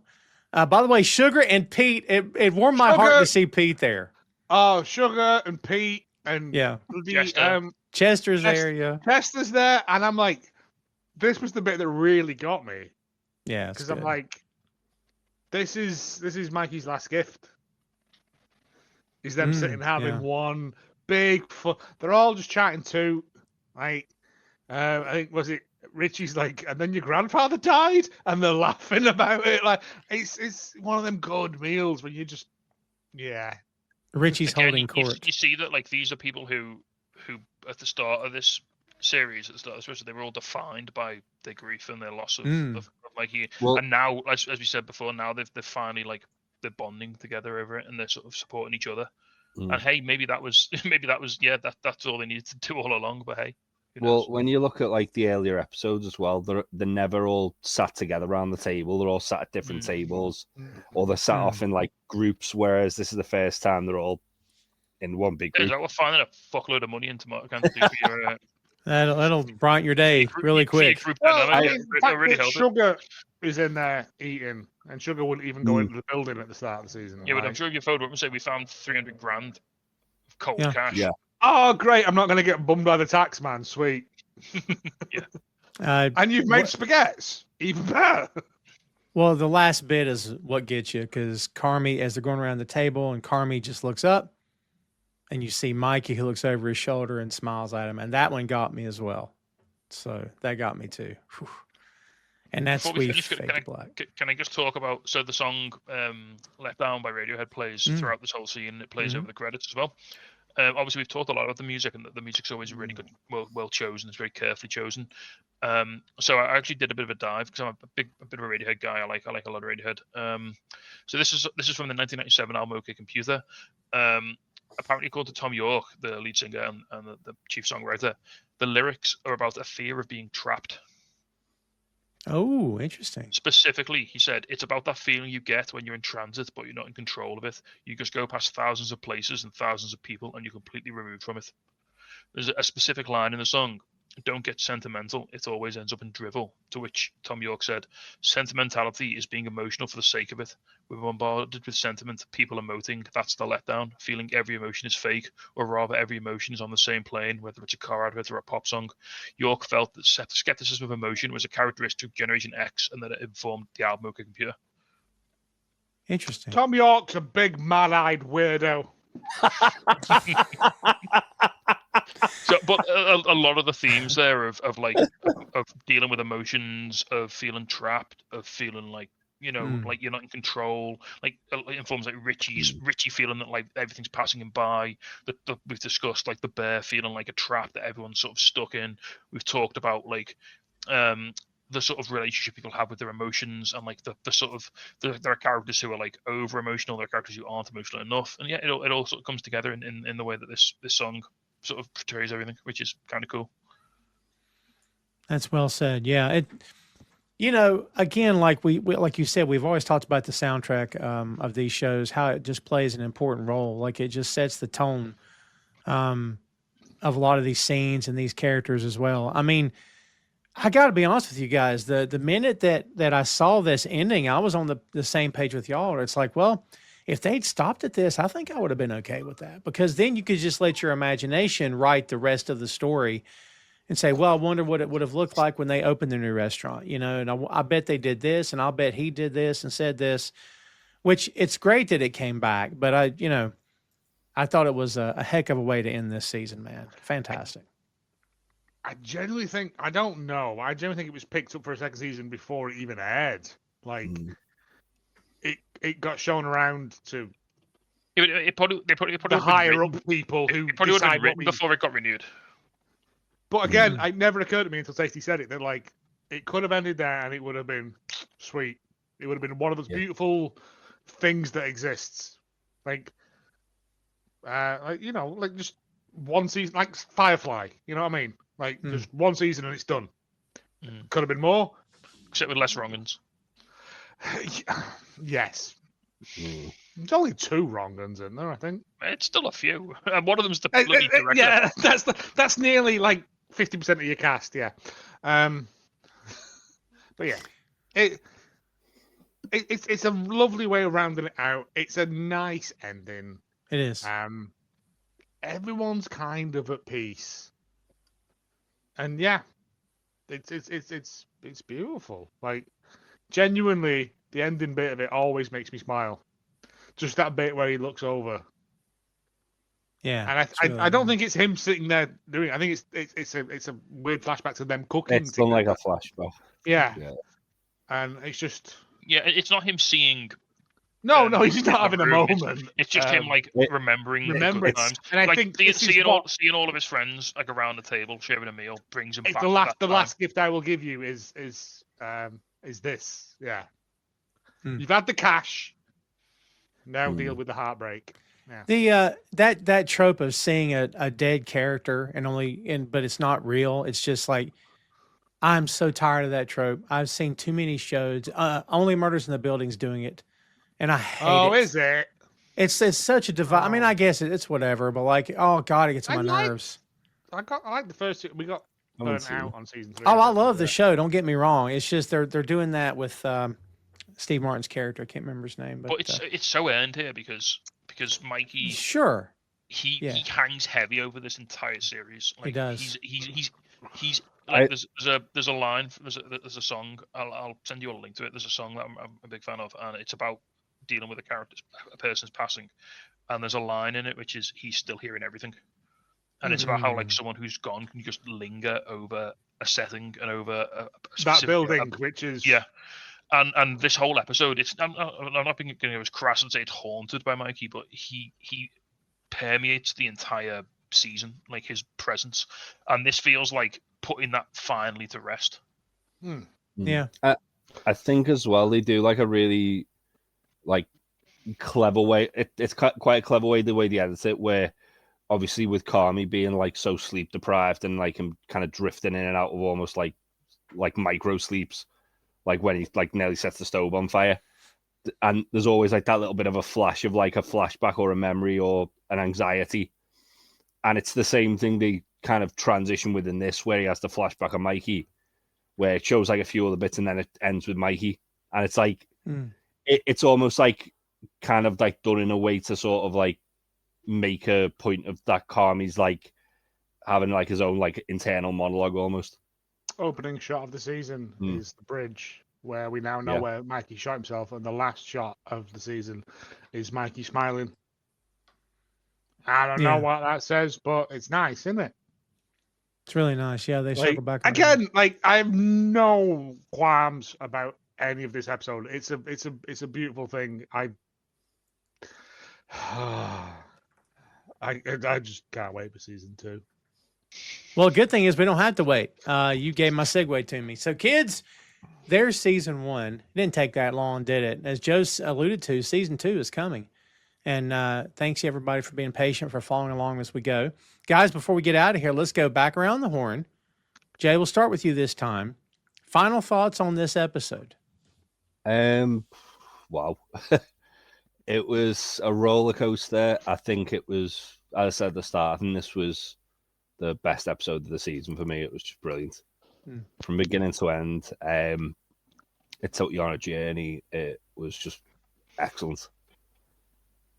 Even like little things like there was the bit where at the end where he puts the thing up in the window about like them changing the name and changing the restaurant, and he's just done it on like a sandwich wrapper. And not even taped the bottom corners as well. Just no, he just stuck it on there. Up, lad. That's gonna peel up. Yeah, and it's just like like that kind of like little thing where it's like it's literally the heart of the show. Like everything's kind of rushed, everything's just done on like a whim, and it's like this whole season. Like we're gonna do the review of the actual whole season next week, but it's been brilliant. It's just excellent. Oh, I'm so glad. For sure. Joe, what do you think? Talking about this now, Jeremy Allen White absolutely acts his socks off in this episode. Like, he's tremendous it's a tremendous ensemble cast, but the opening monologue and just that bit where he's sat in the alleyway with that letter are two of those moments where it's realization, heartbreak, and acceptance all in a very quick succession, and it's beautifully done. And also, we got tinted tomatoes. Everyone's got money. Are they going to spend it on Richie's new CD car player? I hope so. Are we getting Danish furniture and a window for sandwiches? Shouldn't they have to give it all to Cicero to pay back the loan? We don't need to will they give it all to Cicero? Yeah, before he goes all Dr. Octopus on him and comes at him. Like, we don't know. Like, also, the fact that they have to go a window for sandwiches. Why would you throw away the sandwiches? They're the thing that have kept you afloat for years. That should never have been in contention. That's just me on a business plan. Remember the OGs, Joe? Well, I don't know. I think the window Teachers, for sandwiches. doctors. We're just naming professions now. Yeah, the window for sandwiches though, that gives them the whole. They're sticking to the roots. They're still doing that. Richie's happy with that. You'd think, yeah. Yeah. If they do, it's a takeout window for just the you OGs. wait. Oh, mate, it gets so good. It gets so good. I want Richie hanging out that window, smoking cigarettes, handing people sandwiches. No spoilers, but that sandwich window leads to one of my favorite scenes in season 3. Oh, yeah, there's a lot more to come, for sure. We'll get there. I don't wait. What do you think, Tacey? Yeah, I mean, in an era we live in now where so many shows fluff the landing. And like we've had disappointing finale after disappointing finale after disappointing finale. This episode caps off what is probably, like you said, Tom, if it had ended here, it would have been considered one of the all-time great one-season wonders of television. And I think it is still one of the greatest single seasons. I mean, 2, we can talk about 2 when we get there, but I think this is one of the, we'll talk about it more next week, but it's one of such a good single season. It's almost, I know the show continues, but this is like a curtain down on the beef. Like, we're not going to see the beef again. It's gone. This Are is you saying it's a beef curtain? No. No, Joe, no.